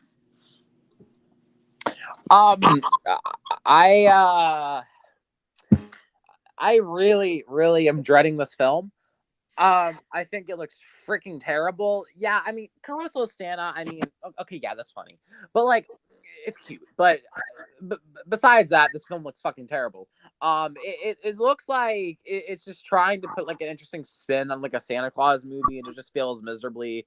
I mean, I've seen so many Christmas movies at this point that like I don't really care that much anymore about like Christmas movies.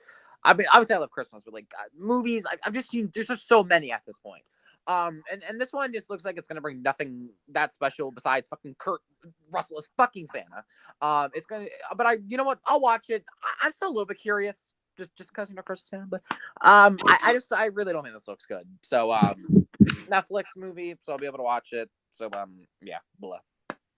All right, so now we have another Christmas film from Netflix, and this one I'm actually looking forward to way more than Puppy Star Christmas. No, it does not look very good. Sure, we've concept done before, but Santa doing karaoke and just really laid back and shit. I mean, I think it's a really stupid but fun concept overall. It really doesn't look all that terrible to me. Like, it doesn't look good, but it doesn't look like the worst thing ever. Kurt Russell as Santa Claus really could go either way. It could be like one of the greatest or worst castings ever. I don't really know how that's going to go. I do like the plot that like these two kids like wait up for Santa. They're trying to like catch a picture of him, and then he turns out to be completely different than they expected. I think that's an interesting choice for sure. The way he's like subverting their expectations. Yeah, this looks really stupid. But once again, we are gonna do a great double feature of this and Puppy Star Christmas. The first week of December. It's going to be amazing. Wait, Kevin, you're telling me we're not going to do a double feature of Puppy Star Christmas and Spooky Buddies? Kevin. Yeah, that would make total sense. We're going to watch a Halloween movie in fucking December. Well, it's fucking Halloween time. So, I mean, we can't watch Puppy Star Christmas now. It's not out yet. I'll watch fucking Peter Rabbit now if I fucking want to. No, please don't. I mean, it's not that bad, but But wait, hold on. Peter Rabbit stars my best friend in the whole wide world, Jamie Corden. Despite what Kevin says. I'm sorry that he's an awful actor. Don't tell him that. He's might hurt his feelings. That's but if you are looking forward to the Christmas Chronicles, it does come out on November 23rd. Should be a great movie. Can't wait for it. Speaking of great movies, Auburn here. It's got to introduce this great movie that wasn't even fucking announced until like 2 weeks before we made this video. There's a good reason for that, and he's going to introduce it. The amazing film, The Possession of Hannah Grace. You're the new girl. Megan. Well, I got a weird one for you. Her name is Hannah Grace, and her family was performing an exorcism or something on her. Dad? Something went wrong. And then she died in the middle of it.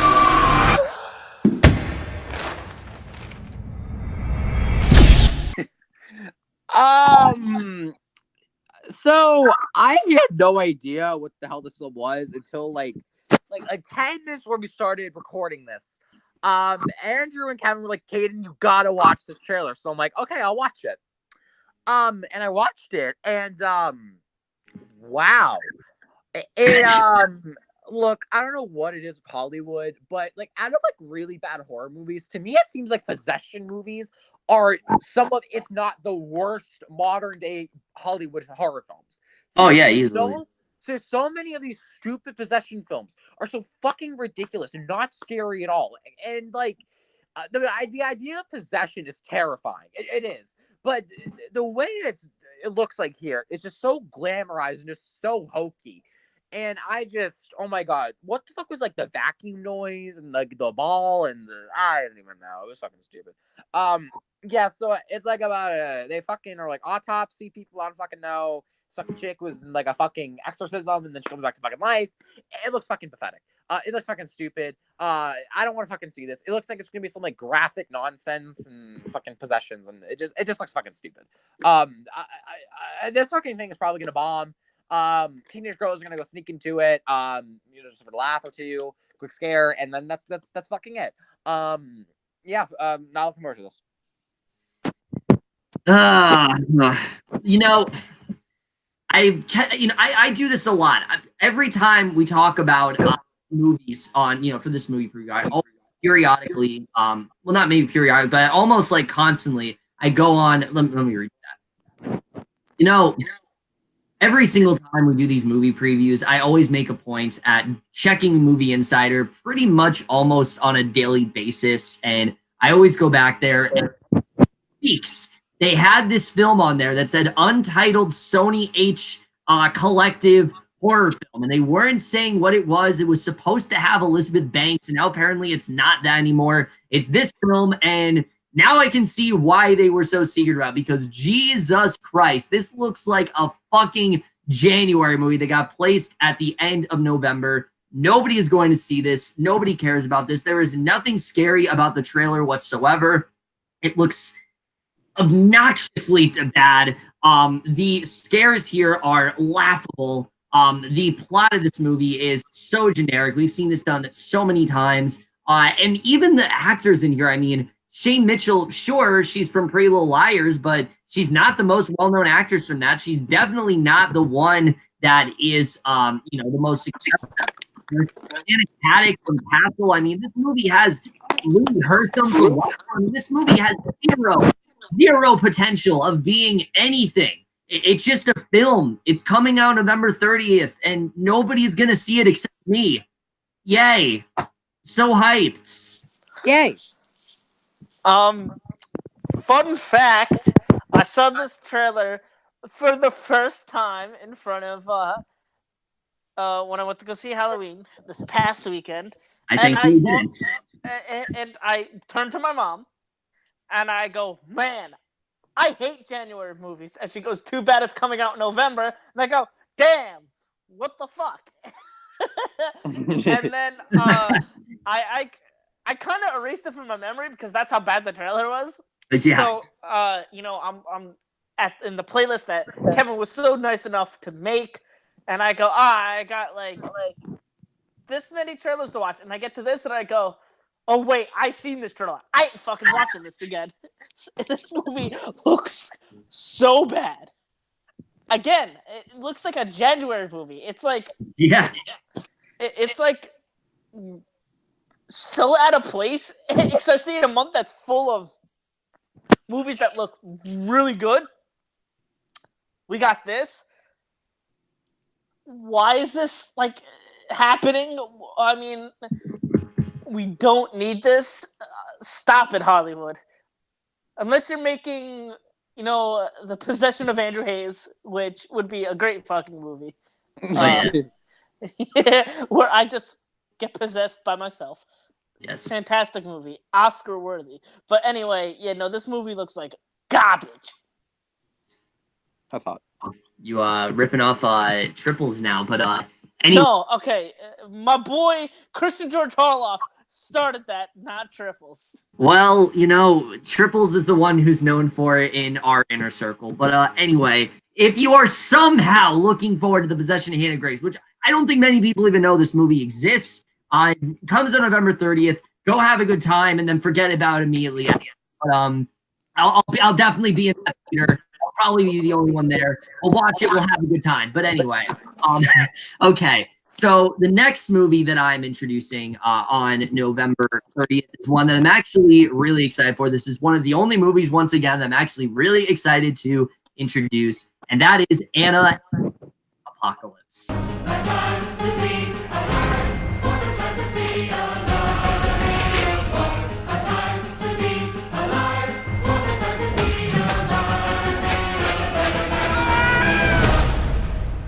Oh no. What?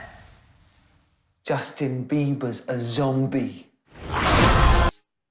All right, so I've heard about this movie for a while now. I've heard a lot of really good things about that. It was a zombie comedy, but it was also a high school film, and it was also a musical. I'm like, all right, that sounds great. And then I turn on the trailer, and it looks really great. I mean, there's so many things in this trailer that remind me of like a classic like Edgar Wright film, like something he would have done with Simon Pegg and Nick Frost back in the day. It has a very similar vibe to that. The film looks very quirky. It looks very sort of looks like it's going to be very self-referential as well, which I like. The music they've released, I've really enjoyed a lot. I've been listening to Hollywood Ending constantly. The actors here are relatively unknown for sure, but I'm hearing really great things about it. I'm hearing it's really funny, but I'm also hearing it tell a really good character story. So I'm interested in seeing how this film really does turn out.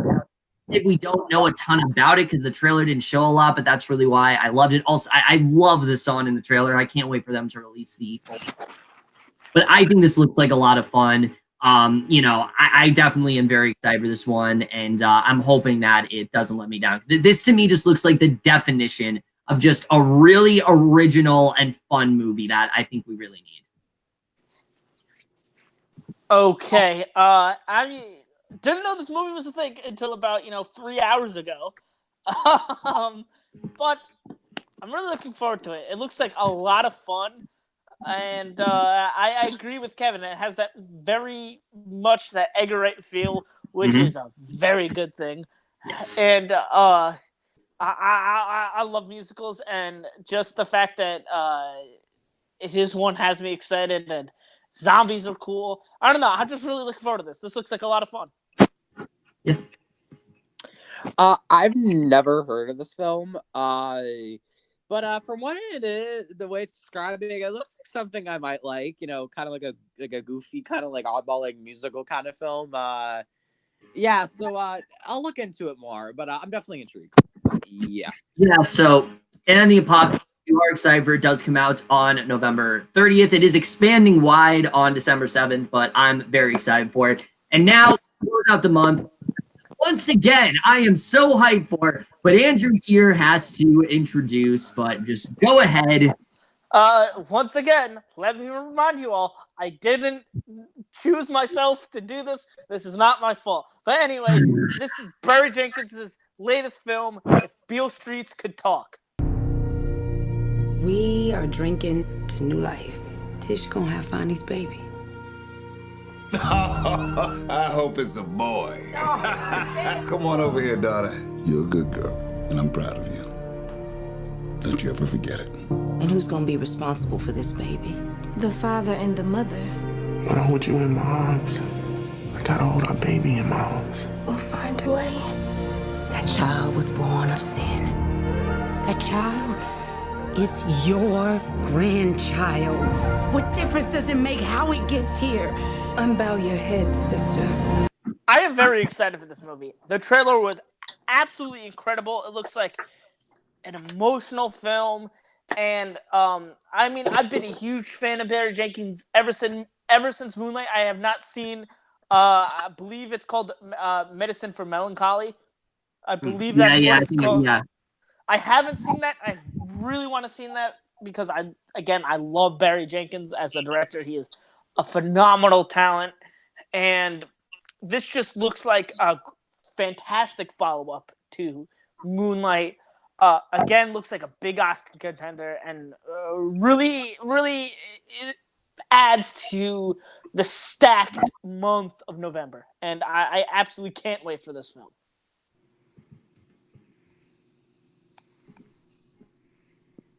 Aiden. Oh shit! Sorry.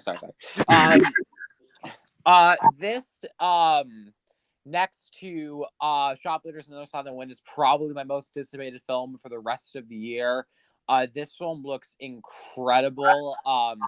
It just looks just so captivating and powerful, and just really Barry Jenkins, something that he's really good at is just capturing the realism of a situation and the impact it can have on people, and just why what happens to are so important.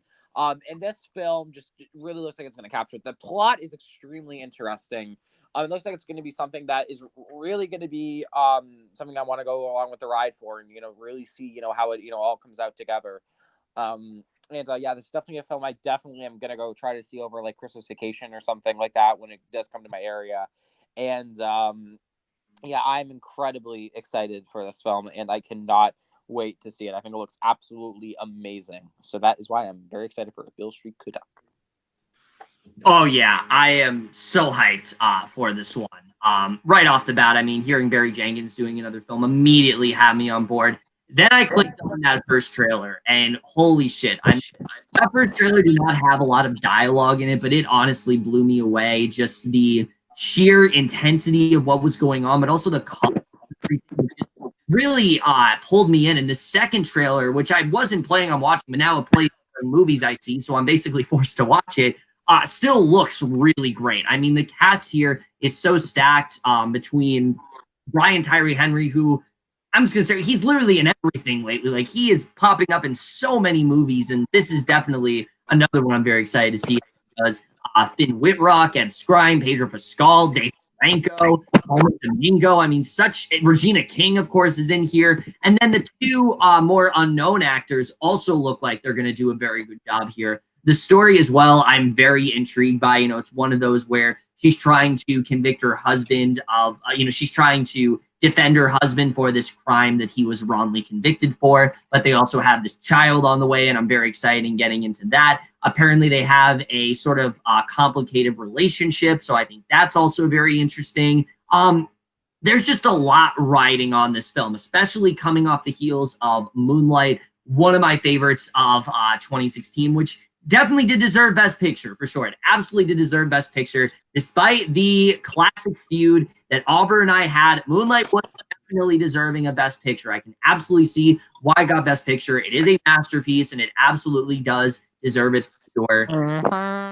That being said, the hype for this could not be any higher. But again, considering what I'm seeing here, I'm not sure if this is going to top Moonlight. I think that is kind of an impossible task, but I do think Barry Jenkins is going to prove why he is such a force to be reckoned with. This just looks so great. I'm really hoping that this impresses me. It is for sure one of the most anticipated of the rest of the year. Every time I see that trailer, it's again similar to Widows and some other movies I've talked about. One of those films where I just want to see it instantly, and I am hoping that it does not let me down. This just looks absolutely incredible. Also, let me just point out right now, if the score that I'm hearing in the trailer is in the actual movie, already one of the best scores of the entire year. I mean, it is so calm and serene, but it also does so much. It plays with your emotions in a way that a lot of scores don't know how to do, and it already is a contender for best score for me. I mean, just absolutely so much I love about this trailer, and I am really hoping that it is as great as, like I said, the potential it has. But with that said, if Beale Street Could Talk, if you are looking forward, it does come out on November 30th. Once again, not sure that's a wide or limited release date, but limited. So excited to see how the one goes. And with that, guys, we have now come to the end of the November movies. I know there was a lot to get through, but again, November is a very packed month. Before I do, thank my guests here once again. Let me know what movies you guys are most looking forward to in November. But once again, I do want to thank both of my guests here. First of all, he is, of course, a fish. He turned his camera on once, even though he looked like a human. He is the only person in the world that is actually excited for The Grinch. Auburn, what do you want? You. So, hello, everyone. It is me, the fish, and the Grinch. Wait, did that rhyme? Yes. Grinch and fish. Fuck you. Anyways. So, The Grinch is a bitch. No! There, I just put my Dr. Seuss skills to work, folks. That was an original. Hickory Dickory Dock. Well, I don't give a fuck. Because that really works. Kevin is a real something. Hickory Dickory Dock. Thank you for having me on, Kevin. I do think this is one of our better movie previews that we have done in quite a while. Oh, for sure. Yes, a lot of great films hopefully coming out this month. A lot of that I'm very interested in.